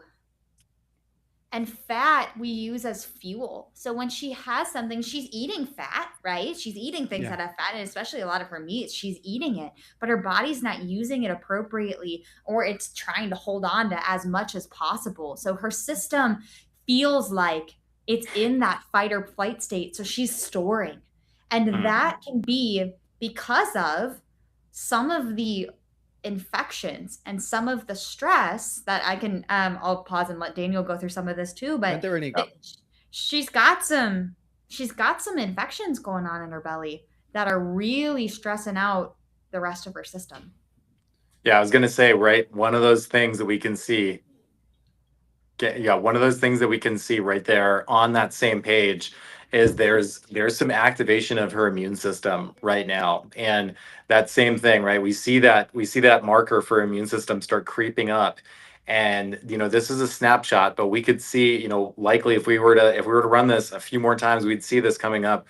Where is this coming from? And that is so precious. Where is she? So yeah, she wants to get in on the conversation too. Hey, but yeah, exactly. That marker of her immune system is letting us know more.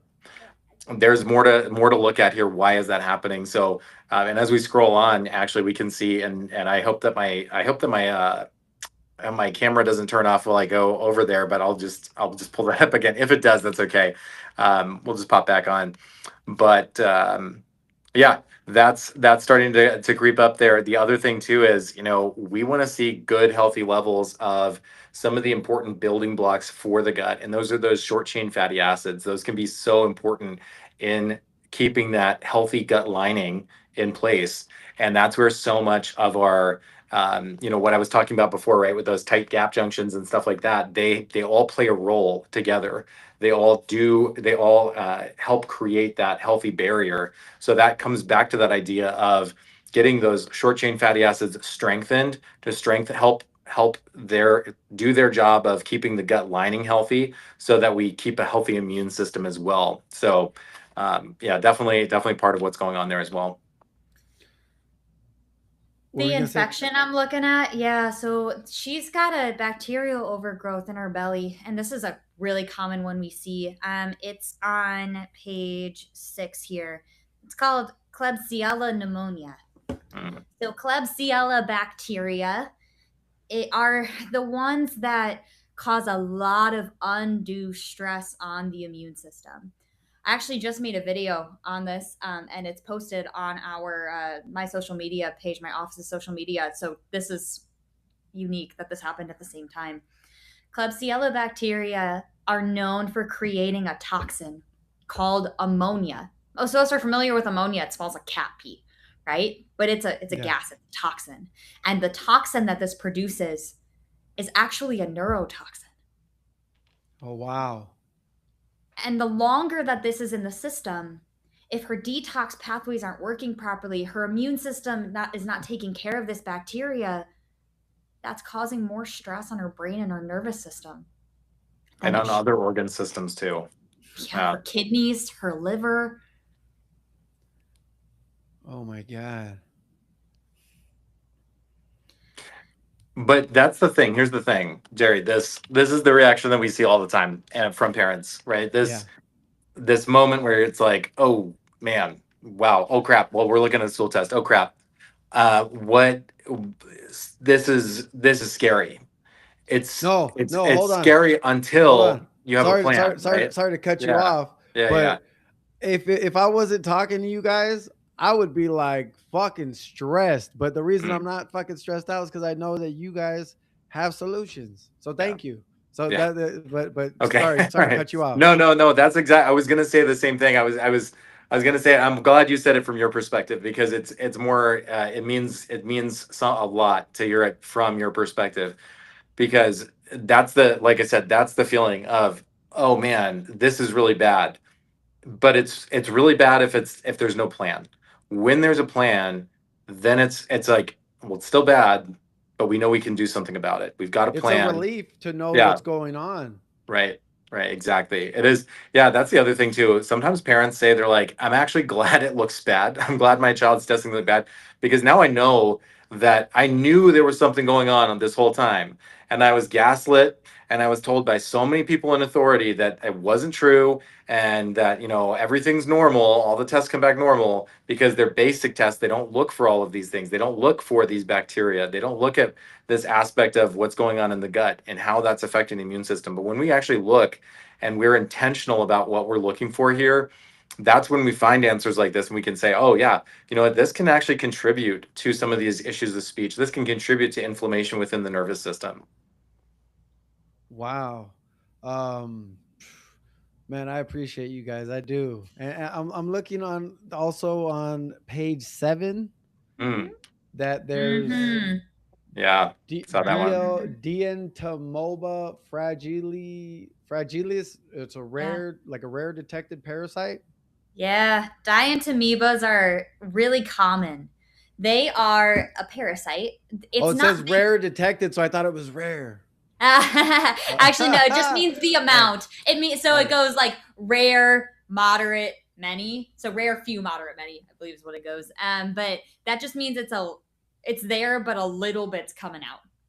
Okay. She's probably got a lot more hanging out in her belly that didn't come out in her poop. To be completely honest, there's probably a lot in there.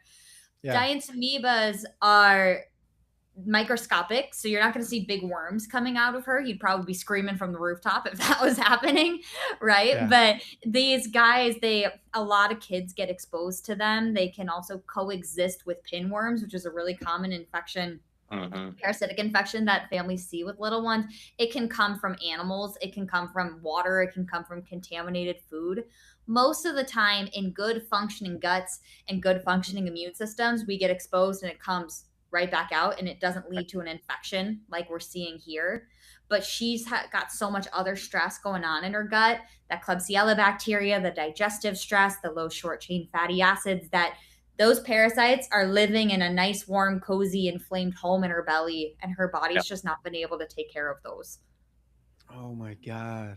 After we I know you guys can't give out like protocols. I know you don't call them protocols, but everybody else does. I'm just saying, you guys have the good info after this. Because I know if I asked you guys right now, it just wouldn't be cool, because somebody might try to give something to their kid that needs something else, like what you guys were saying. So Jerry, to that point real quick, because I get this question all the time. It is not to gatekeep, right? We're not doing it. It's because we genuinely want to make sure that what works really well for one little one might completely stress another little one out, and actually be harmful, right? Like we said before, that whole thing of, it can't hurt. Sometimes it can. If it's the wrong amount at the wrong time, it can cause a lot of other issues. So we do want to be, like you said, it is genuinely, there's no gatekeeping in this, but it's about guidance and the right thing at the right time. So yeah, we can Yeah, definitely no, talk about that though. that's why I said that. Yeah, because Yeah. I before we even got on here, and I knew there were some issues going on. I could see the red and the 9 and the 10. I was like, fuck, this is bad. Yeah. But I'm not even gonna ask them for like what I could do, especially like on video, because then that's what everybody's doing online. Well, this, you should take this for your kids, and then you could ultimately hurt their kids. And I know that you guys are just only trying to help all the kids. That's why I love you guys. Thank you. That's No, why- I love you too. but we're here. And that's where like the biggest difference comes in with what I see with what I do and what Daniel does. We have an open door policy in my clinic. And Yeah. what I mean by that is, yes, we have scheduled appointments. And yes, we are booked to the nines and we're back to back every single day. And we need more doctors in our clinic to be able to provide for all of these kids who are sick. But my parents know that if it's a kid that is under my care, they have a question. If that question is this food okay? They need to call me or email me and let me know. And I care no matter what the question is. If they see something on social media they have a question about, they know before they spend their hard earned money or waste it, they call me or email me and let me know if anything's going on. If we tripped, if we jumped off the trampoline for the 4th time and broke our collarbone, if we're starting to get sick, if we have a fever, if we were exposed to something, we know. Because it's so hard to do this as a parent, but when you have a provider that's on your kid's side all day long, every single day, that's how we can make change, because we know what's going on. And that feels so weird for people, because people are like, oh my God, I must be bothering this person. Because usually it's like a 15-minute visit max, and then be on your way and don't fucking call. And I probably shouldn't say this, but I know how much you guys care, just for many reasons. But like Daniel, for example, I hit him up and I said, man, I know a couple people that their kids are struggling, and I know you're super booked. And he was like, man, yeah, we're booked out for the next couple months, but just tell them to get a hold of my secretary and I'll work after hours with them. It's no problem at all. Like, that's not like, you guys are not normal humans, man. I love that. You guys have a heart and you guys really care. And just with the information that you guys have, like, you're perfect packages. Thank you. Thank you. We try. Yeah. We're not great at everything, but yeah. No, you guys are great. So, okay. So any parent that's just getting started on this journey right now, their kid just got diagnosed yesterday, what would you say is the first thing they should do? What would be the first action step, the first 3 steps they could do? Wow. Go ahead, Kyrah. I was going to say, step 1, it's okay to breathe. So once that diagnosis happens, it's kind of like you just get thrown into, like, you need to sign up for this ABA and this speech and all these and then it's OT. And all these opinions get thrown at you. Yeah. So just breathe. Take a step back and really note and see, as they experience every day, what is going on with your little one. Are they pooping? Are they sleeping? What are they eating? And then call. So one of the things that Dr. Daniel and I do a lot of, and all of the other doctors here in my clinic, is we do a free, it will always be free. I don't believe in charging for these, and I never will. A free 15-minute phone call with anybody who wants to talk. Yep. And what all that is, even if it's like, my kid was diagnosed yesterday, what do I do? Pick up the phone. We both have call links. Yeah, we can work anywhere. Yeah. So I'm in Atlanta. Daniel's over there in beautiful Idaho, mountainous, glorious. We just go visit him every once in a while because we're jealous. So in Boise. Yeah. So a lot of parents I hear, they're like, my whole life is destroyed. This is the worst news I've ever. And it's, for me, it's been one of the hardest things in my life, for sure. But I know a lot of parents feel alone in that, man. And you guys doing that, like, that's huge, because I would have known you guys when I first started this journey. What were you going to say, Daniel? Sorry. Yeah, no, I was going to say, not everyone's opinion, get opinions, but not everybody's opinion should carry the same weight.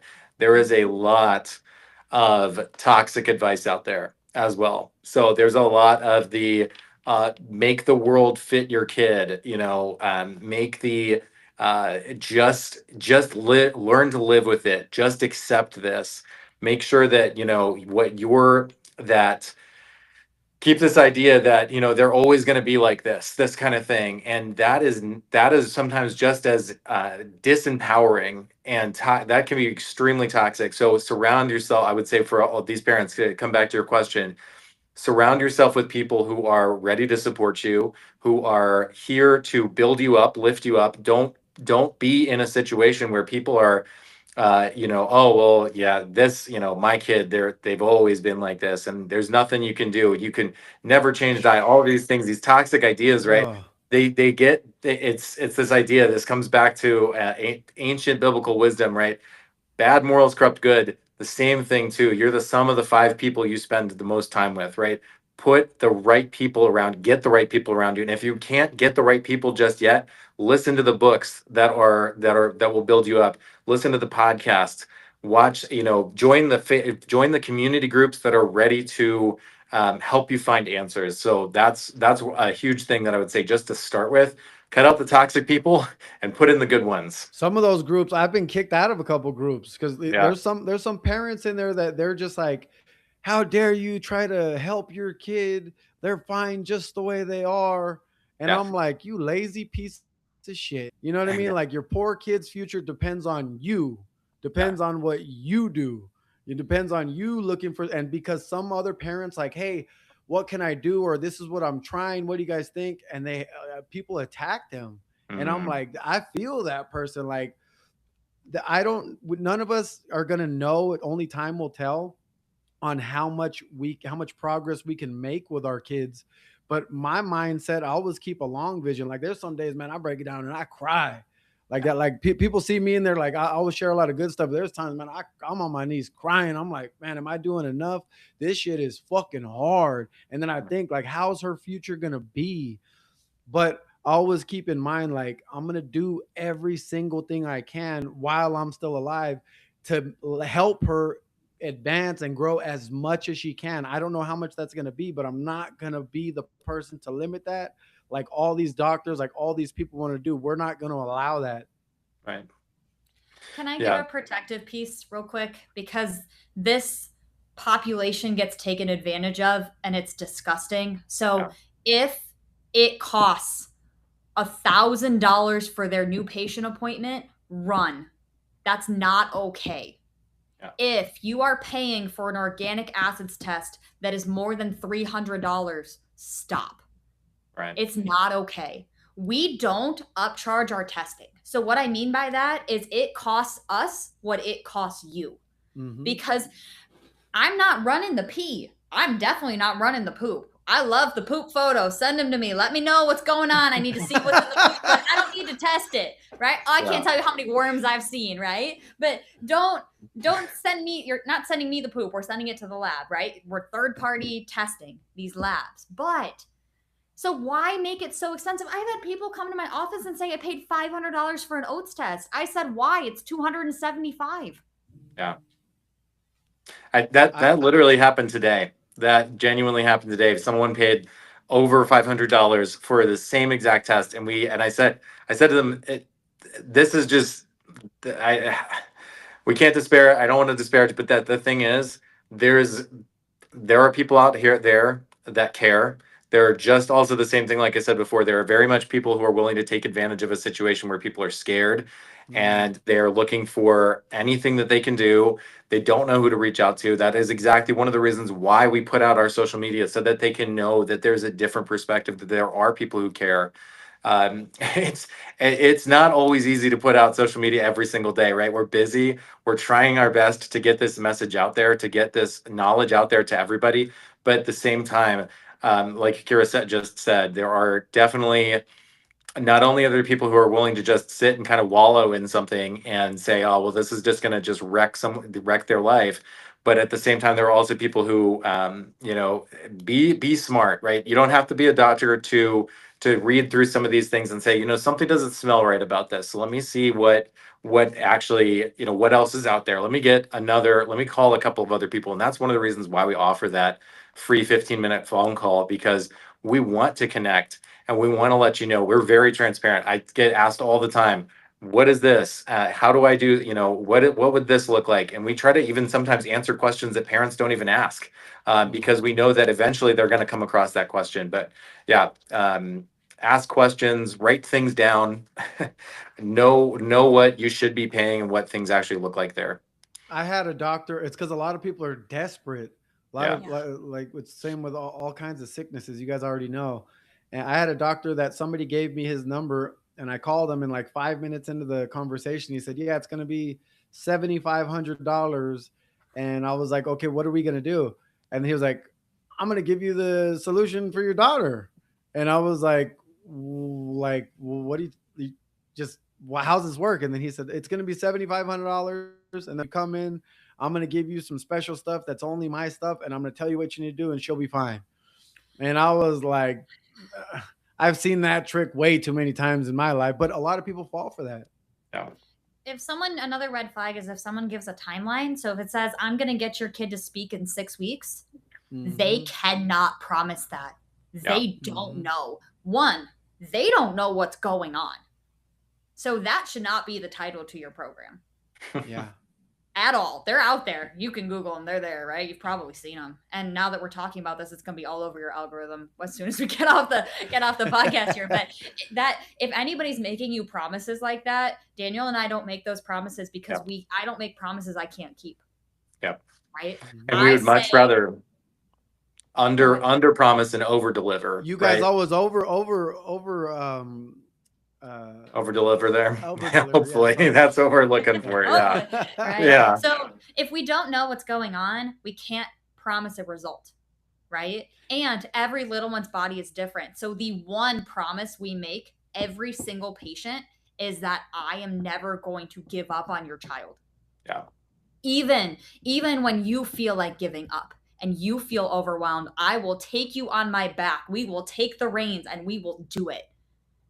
And that's what makes a difference, because this journey is hard. It sucks. It is not, we don't have a one size fits all. We don't have a one pill that fixes everything. We don't have a one liquid. We don't have a one thing. I would love that, right? But that's not going to ever exist. So we go through the muck. We hear the poop on the wall. We see the poop on the wall. The sleepless nights.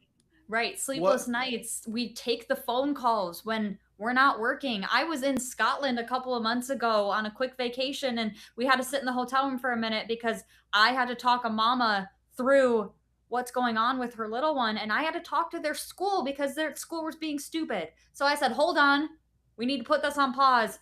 I need to talk to little man's school because this is ridiculous. And no one else is going to do it. And no one else is there for these families. So if you're seeing promises like that, they can't keep them, and it's probably not as great of a place to be. What's something that you guys see that's common that parents think they're doing to help their kids that's actually hurting their kids? Detoxes.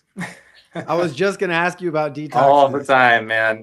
I was just gonna ask you about that. Let's get into it. Yeah, detoxes, especially, and this is the theme, right? This has been such a theme throughout all of this. A little one is their drainage pathway, their main drainage pathway. They're not pooping well, or there's other things they're missing certain nutrients, and so they start to do these detoxes. I was talking to a couple of parents, and they were talking about they had started to give their child a detox, and they had started having spontaneous nosebleeds. That's a red flag. That little one was not ready, and nor was that the right thing to give them. Okay, there's all of these things that, just blindly starting to, first of all, there's a big misnomer around detox. We're always detoxing on some level, right? If we weren't, we'd be dead. So some level of that is happening all the time. It's our liver, our kidneys, it's how we're actually having bowel movements, all of these different things. But some of these pathways can get a little stuck. They can need some support, some upregulation. Sometimes we need specific nutrients to be able to actually detox and clear some of these other things from our system. Otherwise, they recirculate. But when we've got a situation where we're not having a bowel movement, or maybe we're anemic, we've got low iron, things like this, these are situations where we don't touch detox with the 10-foot pole until we've actually established and corrected those foundational issues first. So, yeah, everybody, heavy metal detoxes, this is one of the ones I hear about Oh, so many times each I week. probably get like 5 messages a day because I get so many people. They're like, "Oh, your daughter's autistic. Hey, man, you need to detox her right Yeah. now." Like, Yeah. and it's like thousands and thousands, literally, of people telling me that. Yeah. And there's no such thing as a detox in a bottle. Yeah. You cannot detox from one thing. That's not how that works. So somebody's trying to sell you that too. It's not, it doesn't work. It can be incredibly dangerous. I've had little ones who have come in because they've had seizures from some detox work. And then we do some testing and their oat looks terrible. Their nutrients are depleted. Their mitochondria are shut down. Their body's own detox pathways aren't even open. They are not even working. Again, we're not pooping. We're filled with mold. There's so much stress. And then we get those things taken care of. I have a sweet little girl that happened when she was 2 years old. She's now 3. She's talking. I love this sweet baby girl. She was reading a book and mom recorded it on social media and she was just like saying the words of the book and pointing at the pictures and saying the words and flipping it. And oh my goodness. And to think a year ago, she was having seizures from high dose zeolite. Wow, from zeolite. From zeolite. Wow. Time, place, quality is big. Now, for what I do with my daughter, is this good or bad? For her showers, we do baths every day, but I have a filtered shower head. Mm-hmm. It's like a 16 pass system. And then when she's in there, I put some baking soda, I put some magnesium flakes, and then I put a little borax as well. It can be okay. So the magnesium is especially really good. Where I would be a little careful doing it frequently is the borax. And the reason why, and it can help her get a little bit of extra like boron and help with those detox pathways. The baking soda is typically fine too, but you just have to be careful because sometimes you can deplete or misbalance her other nutrients. So I would say regularly sticking with the magnesium and the baking soda is fine, but the borax I would just be careful with. Yeah. Okay. Yeah, and coming back to that idea too, that what's working on, now you've got a perspective of what's going on in your daughter's gut. You that prior to looking at those specific results, we didn't know. We've got other information on how to support her in these other ways as well. So again, right place, right time. Now that you're going to be working on her gut more, some of these other things, you can definitely help support and I want to say push a little bit, but support and push some of these things. But yeah, before getting that perspective fully, I see, like I said, coming back to one of the things I see all the time, right? When can I do a heavy metal detox? Oh, we saw a little bit of improvement. Sometimes the part of the reason why some of these detoxes are working is because at the same time they've made a diet change or they've been told to make a diet change. At the same time, they've added more water. Or it actually, maybe it caused them to have a bowel movement, and that's where they saw some of the relief. But again, let's cut the guesswork. Let's get to understand how these things are working and what we need to do to support them. See, and what's crazy about that is that, so as soon as I changed her diet, I was giving her supplements and stuff as well. And I've had a bunch of companies reach out to me because a lot of people have been following our story for a while. And they said, hey, we want to make you an ambassador of this. And if you say that this helped your daughter, and I was like, man, if I think it's a good quality product, I'll just tell people, hey, we use this. I think it's good quality, but I'm never going to say this is what helped because I always tell people, I think it's diet that's been the biggest help because she's advanced so much, but I can't make any money off saying that it's diet. So that's why I think some, people are like pushing all this other bullshit. Yeah. Yeah, you got to it's a keep your hard integrity. space. Yeah, man. Yeah, I'm it's a not really selling hard my soul. space. And And what's okay, really, oh yeah, go ahead. go. No, go. What's one quick, just finishing up this topic, one thing that's really helpful about what we do is we don't have ties to any company. So if one of our labs starts doing something stupid tomorrow, we drop them. If we are using a supplement that we're not directly manufacturing and they add something stupid, it's gone tomorrow. Right? There's no contract. There's no, everything is third party. There's no nothing, right? We're not a supplement company. We're not trying to sell you a product, right? If you ask me, even if you go in there asking, even if I go into your place and say, hey, I need something for this and this, and my daughter's got, you guys will be like, I'm not recommending nothing. Like, no. And you guys have all this great quality stuff behind you, but you won't recommend anything until because you don't guess. Yeah. Right.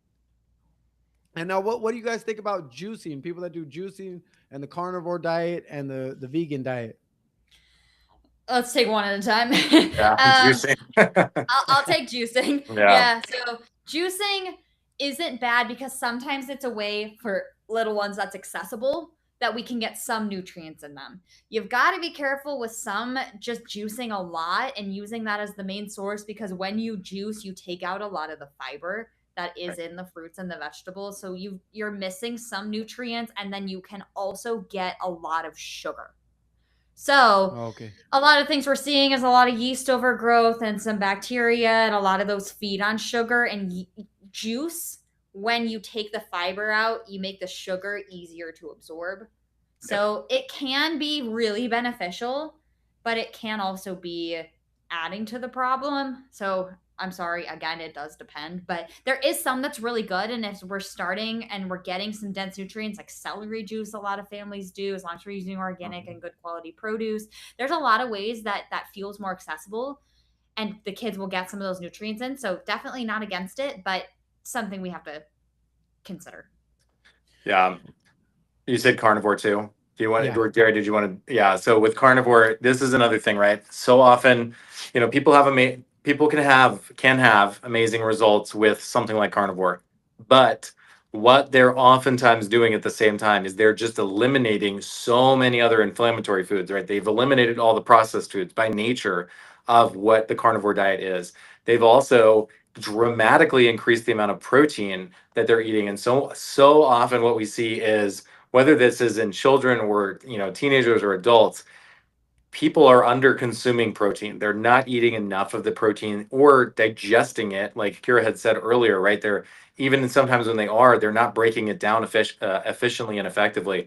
So even if they've switched to something like carnivore, but they're not actually breaking it down, they're just still making expensive poop, right? It's just running right through them, and they're not using it to build up. So again, look at how are they actually breaking down that protein. Something we see pretty commonly is, because I'll see little ones who their parents have put them on a very high protein diet, and so it's kind of running through them, which can be good, but then we see other markers that show us that they're not really actually absorbing most of that. So that's what's happening with my daughter, right? Yeah. I buy super high quality meat, and so it's like, we'll talk. Yeah, for sure. And we'll talk. Yeah. But then fiber too. Yeah, Kyrah brought this up before, but fiber as well, because these different bacteria in the gut, they need some of these insoluble fibers to actually live and to be able to produce some of our nutrients, some of our neurotransmitter building blocks, those brain chemicals for good communication, for things like speech, all of this stuff, for supporting the immune system. So fiber, a lot of times people will go full carnivore and they'll cut out fiber, and really we need to be a fibrovore. And so where's a good place to get fiber for the kids? You have to be careful. So a lot of it's like food sources. So you don't want to just always go to a high fiber supplement, because if I've got like 1,000 fiber gummies that have been sent to me. I'm sure you have. Some of these little ones' guts are too sensitive to handle them, and it can literally stop their systems in their tracks and can cause even more constipation. So we always go food source. So high fiber, like fruits and veggies. So berries are super high in fiber, avocados, sweet potatoes, Dark chocolate actually is the surprising one, but it is. Coconut, that's a good source. Not for sweet baby girl here, but if you're not allergic to it, right? Yeah. But Chia, it's basil seeds. chia, yep, hemp, Okay. flax. Those are all Yeah. great options. And if somebody goes, if they just go to another doctor, obviously you guys pretty much ask them before they even need to ask anything, all the information. What questions should somebody ask a doctor, and what would be like the first couple red flags, like for them just to get the fuck out of there? Yeah, the questions that I would say is if you are getting dismissed, if you're not being spoken to respectfully, title aside, we're still all humans. We still all need to be treating each other with respect, right? Have a conversation. If they are talking down to you and not taking into account, they're dismissing your questions, that's a huge red flag. If they are out of hand, dismissing that there could be other possibilities for what's going on, that's another big red flag. Yeah, Kyrah, what are a couple of or the other thing too, if they're immediately saying that they've got this one size fits all, there's some big names out there that they have one tool in the and so they've got a hammer and everything is a nail. So they are doing everything they're treating it all the same way. That's another huge red flag that I would say is something you see that, go get another opinion, go talk to somebody else. If you're asking for testing and they say no, if they automatically just flat out say like, no, that's not necessary, well, you don't know because why aren't you looking? And if they're not asking questions, so if they walk in the room and do all of the talking and talking at you, not asking, they don't know your kid. They can't possibly if they're not asking the questions. The parents know best. The moms and the dads and the grandparents, they all know what is going on. So if we're not asking and the provider's not asking those questions, they're probably not looking deep enough. Yeah. I completely forgot about the questions that people were asking in the chat. Okay, so we got, you guys mind if we jump on those real quick? Oh yeah. Sure. Okay, so Mad Million, I know you from Instagram. We appreciate you. Thank you. She said, functional medicine will recommend these tests. Conventional pediatricians have no idea. Not many doctors in Australia know about PANDAS. It's such a controversial topic here. You get dismissed by leading pediatricians. Strep infection, OCD, aggression was what confirmed with our boy had PANDAS. Does your child need to stop taking ADHD medication to have stools or OAT test? Will it affect the results? Most of the time, no. The provider just needs to know that they're on it. So we definitely don't want to pull them off medications that they've been on because that can cause an even worse adverse reaction. So don't take your child off of any medications without talking to a doctor or provider about it. Because oftentimes we can read the testing knowing what those medications are. So most of the time, no, and it's really not going to negatively change or devalidate the test results. But it's something we see so often. I'm so sorry you've been dismissed like that. That's not okay. It's really common in Australia, South Africa. Heck, I mean, it's common everywhere. The United States is not the special stupid. We're among the stupids, unfortunately. And you just need to find somebody that's going to listen. And we work with international patients too, so we can get you all this testing internationally. So just let us know. We're here to help, even if you just want a second or fourth opinion. I think she's actually from the States. I think she's over there for. She commented that she's over there for a week or something. I'm not sure. Yeah, so she's in the States. Hopefully, she hits you guys up. And speaking of ADHD, have you guys seen kids that are on ADHD medication and like all the time? What do you do in a case like that? Can you have you seen where they just stop taking it and they're completely no ADHD? Seen them wean off, right? Yeah. That's also the conversation. And these are important conversations to have, but also important conversations to have where, they change these things, these drugs, these medications, they change brain chemistry. And so it's very important to have, to be careful with what that process looks like, right? We don't want to have some massive swing from one side to the other. So Yeah, you also, in some of these cases, making sure that we are, having this, we're intentionally approaching this, right? They're working with the rest of their team of healthcare providers, right? Because they need to be informed. Whoever was prescribing also needs to be having that conversation with them as well. But the parents need to have the right. We need to empower the parents with the right answers and the right questions to ask their other providers as well when it comes to these medications, and then eventually have those conversations where they might, be interested in looking at removing that from their child's routine. Okay, but you have seen that though, where kids are on medication and then they're Yeah. they're fine, there are no issues after Mhm. doing what you got the process. Yeah, it's the Yeah. same approach, right? Why? What's going on? When did it start? Why is it happening? Let's dig a little deeper. And it doesn't matter what the overlying diagnosis is. What matters is why, because we don't always necessarily trust that diagnosis either. Right. Mad Million, she said that she's actually permanently in Australia. And do you Okay. take international patients? Yes, they Oh, yeah. do. Absolutely. Yeah. Australia is really easy to work with. It may sound wild that we're like all the way across the world, but we can provide you access to all of the testing that we do. We have a lot of experience sourcing supplements directly where you're at Right. in Australia. The only hard part is we've got to work around your time zone, but Time all that zone. means is we start a little bit earlier for us or we end a little bit later for us. So we work around. We're not going to make you do a call at 2:00 in the morning your time. We see a ton of Australian patients. We've got some sweet babies over there. But yeah, Australia, Europe, all over the place. South Africa, yeah, just wherever. Okay, look at next question is, well, it's kind of like a comment question, I would say. Jackie R said, I was concerned about my son having something since he was about 6 to 9 months old, and his first pediatrician said his behavior was normal. He is now 4, and I know he might have ADHD, and two different pediatricians have referred me to speech therapy or wait until he's 6 to be diagnosed. What the fuck?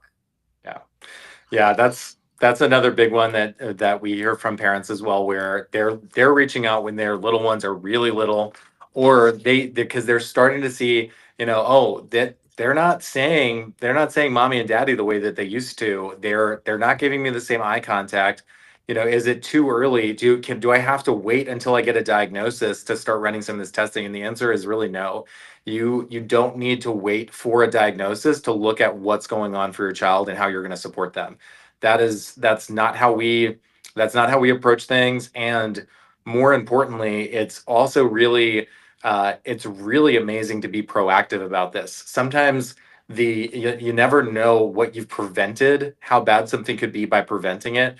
And that's always this question. But you can also look at the path that they were headed down and see what other families who have not taken some of that action, what they've experienced. And there's so many times where parents will say they wish they would have done something earlier. They wish they would have found someone earlier, jumped on this pathway here before. And yeah, the biggest thing we all wish we could go back and change things, but what we do now is we can operate from the knowledge we have now.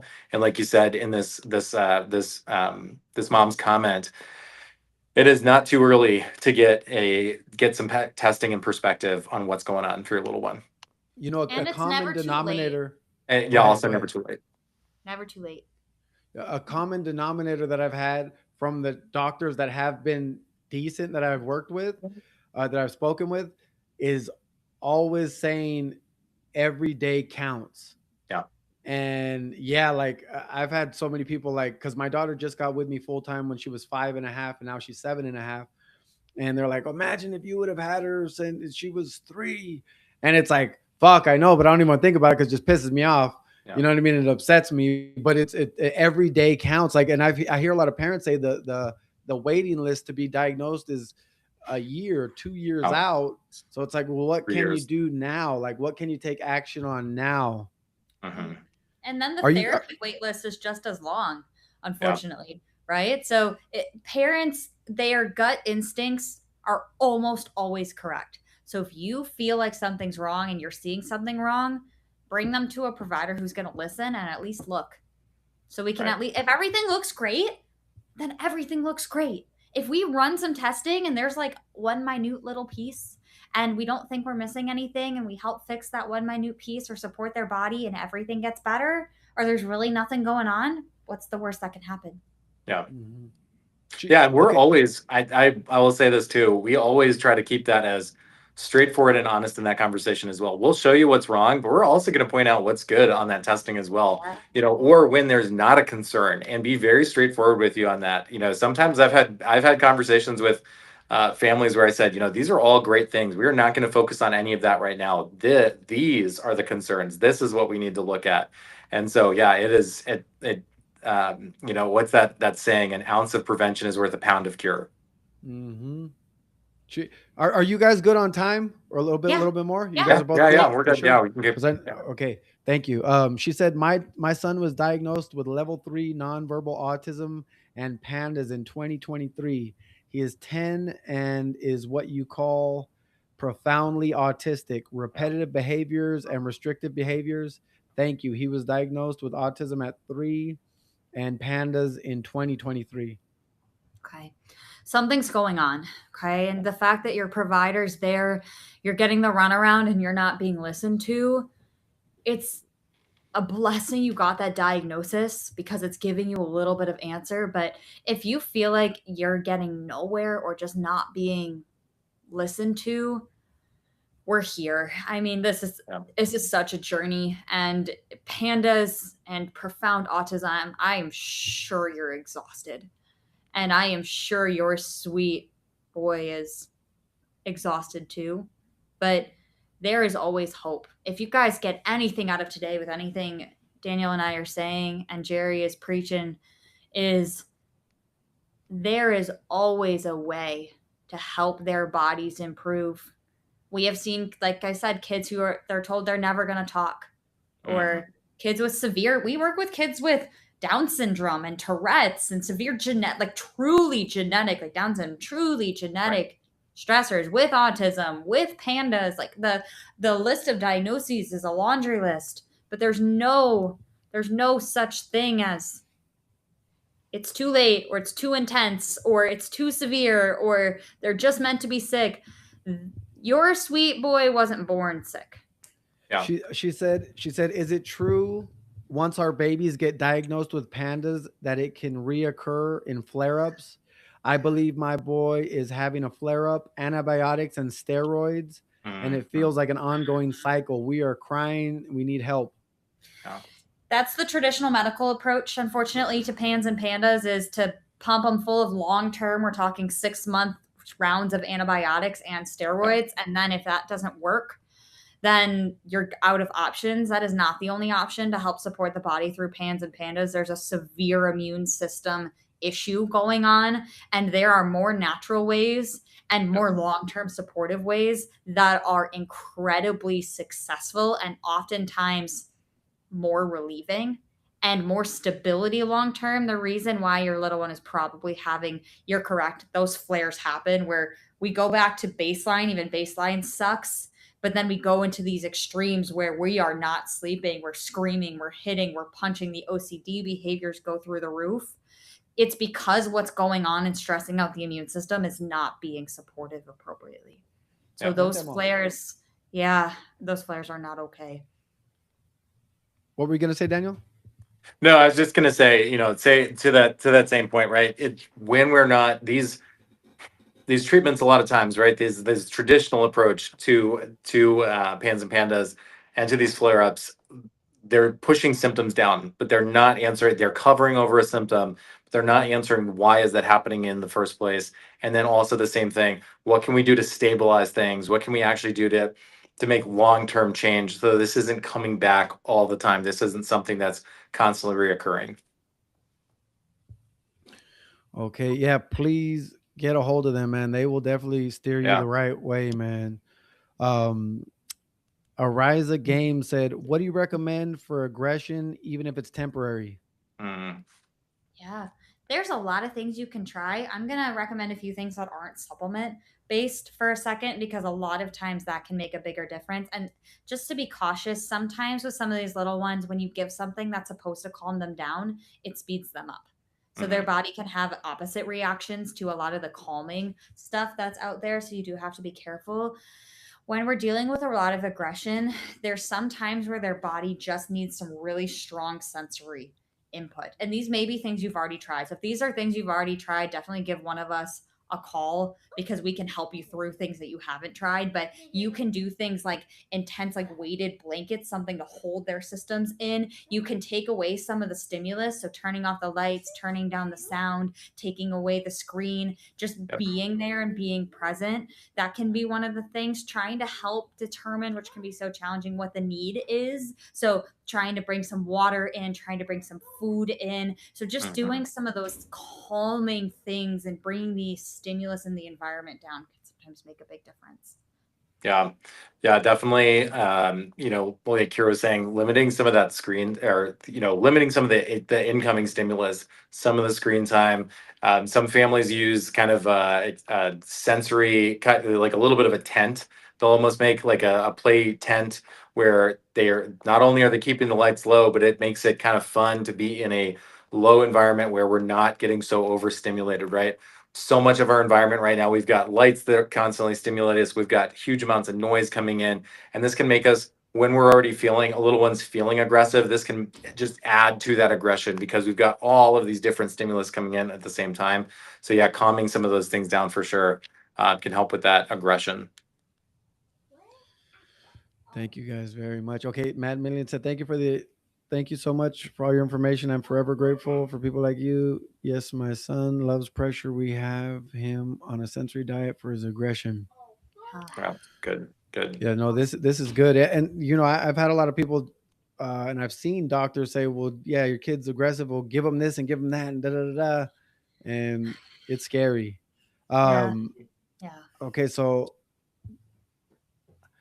I know that it's pretty late. I know you guys got off. We got to do a part 2 pretty soon. Yeah, Absolutely. This was great, man. for sure.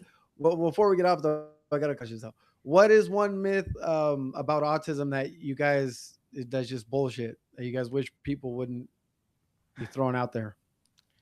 It's genetic. Yeah, It's That's not. That's the biggest one you hear. Yeah. I see that in all the groups. I see it daily. yeah. The amount of tests, the amount of times our parents say we ran extensive genetic testing and everything came back normal. Almost All the always. time. We hear it all the time. Every so often, right? Something comes back, right? Every so often, right? So, if it's covered by your insurance, you're not going to pay more for it. You can run it, but that's okay. But so often, and even then, even if it comes back positive, most of the time, whoever you're working with, who's ever running it, doesn't have a solution. It's just, well, now we know. So that's a big one. I think the other one is that there's not that you just have to accept it. That's what I feel like is just so disempowering. It just cuts out it cuts off the legs of whoever is, whoever the parents are who have heard that. And there's so many parents that, because for various reasons, they want to, they put out their very loud voices sometimes that will say, you can't do anything about it, just accept it. I think that there's a serenity. We have to have some serenity for the things that we can't change, but wisdom to know what we can change, and then guidance on how to actually go about that change. So this whole idea that you just have to accept it and live with it, I think that's a lot of a myth, and it's not great. And so we want to have that idea that we can really make big impacts for these little ones. So Ariza Games, I don't think she liked your guys' answer on the how to calm them down. She said that's not medical. But I don't know. What do you guys have to say to that? It's because it's just hard to recommend things when you don't know exactly what's causing the issue, right? We just got. Yeah, we What do don't you, want to make the aggression worse. And that's where we're really coming from right now. So I think we just need a little bit more of what's going on because there's definitely some really safe things that you can probably try. So I would definitely recommend giving one of us a call. Like I said, we do those free calls all the time. So just give one of us a call and we can dive a little deeper and start to piece together what may be helpful. What you guys don't want to do is you don't want to say, "Oh, this could probably calm your kid down," and then somebody give it to their child and it just doesn't. it makes things worse, right? Or Like makes you're it not, worse. yeah, it's not because you guys are trying to like be assholes or whatever, or it just I understand. I hope she understands that as well, like because it makes complete sense to me. Yeah, It does. Jerry, I might have to have you at one point. I'm going crazy one day. I might have to have you tattoo. It's not just autism, like right here. I got you. Yeah. And, okay, one more question. The MFHTR mutation, does that play a role? Yeah, MTHFR is a very, very common, it's not a genetic disease, it's a genetic little SNP. So it's a 1-letter little genetic change that can impact the way that our body activates folate. Right. So it can play a role. But about 80% of our population has some sort of little genetic SNP or change in one of those MTHFR genes. So can it play a role? Absolutely. Is it the end all be all? Unfortunately, like social media is making it out to be like, test your child for MTHFR. That's going to give you the answer. It doesn't. Right? Yeah. It's definitely not the whole picture. Does it mean that we need to do a better job of getting good quality folate in our system and staying away from folic acid and everything we've talked about today? For sure, absolutely. But it's so important to not take one thing and say that's the one thing that's causing it, or the one thing that's impacting it, because it's never just one.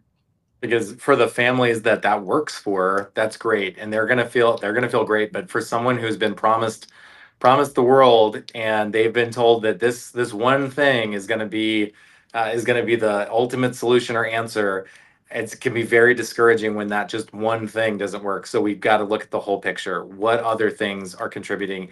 Is it a part of the puzzle? It can be, for sure, but it's not the whole picture. Well, it's like similar to smoking weed, right? Some people, it relaxes them, they concentrate more, blah blah blah. And then some people smoke weed, like I get paranoid, I freak out. You know what I mean? Yeah. Like so, yeah. And okay, what's the most important thing that you guys hope parents remember from this conversation? There's always hope. There's never a child or an adult. It doesn't matter how old they are. There's all these things on social media that, like, if they're age 10 and not talking yet, they're not going to talk.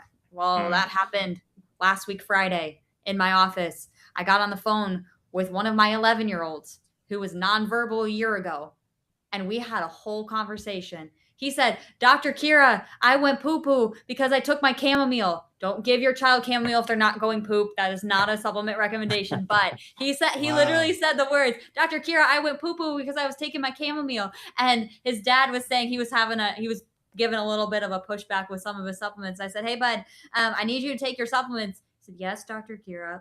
Full back and forth conversation with this sweet little boy who was told he was never going to speak. It is never too late. Can we make you promises? No, we can't.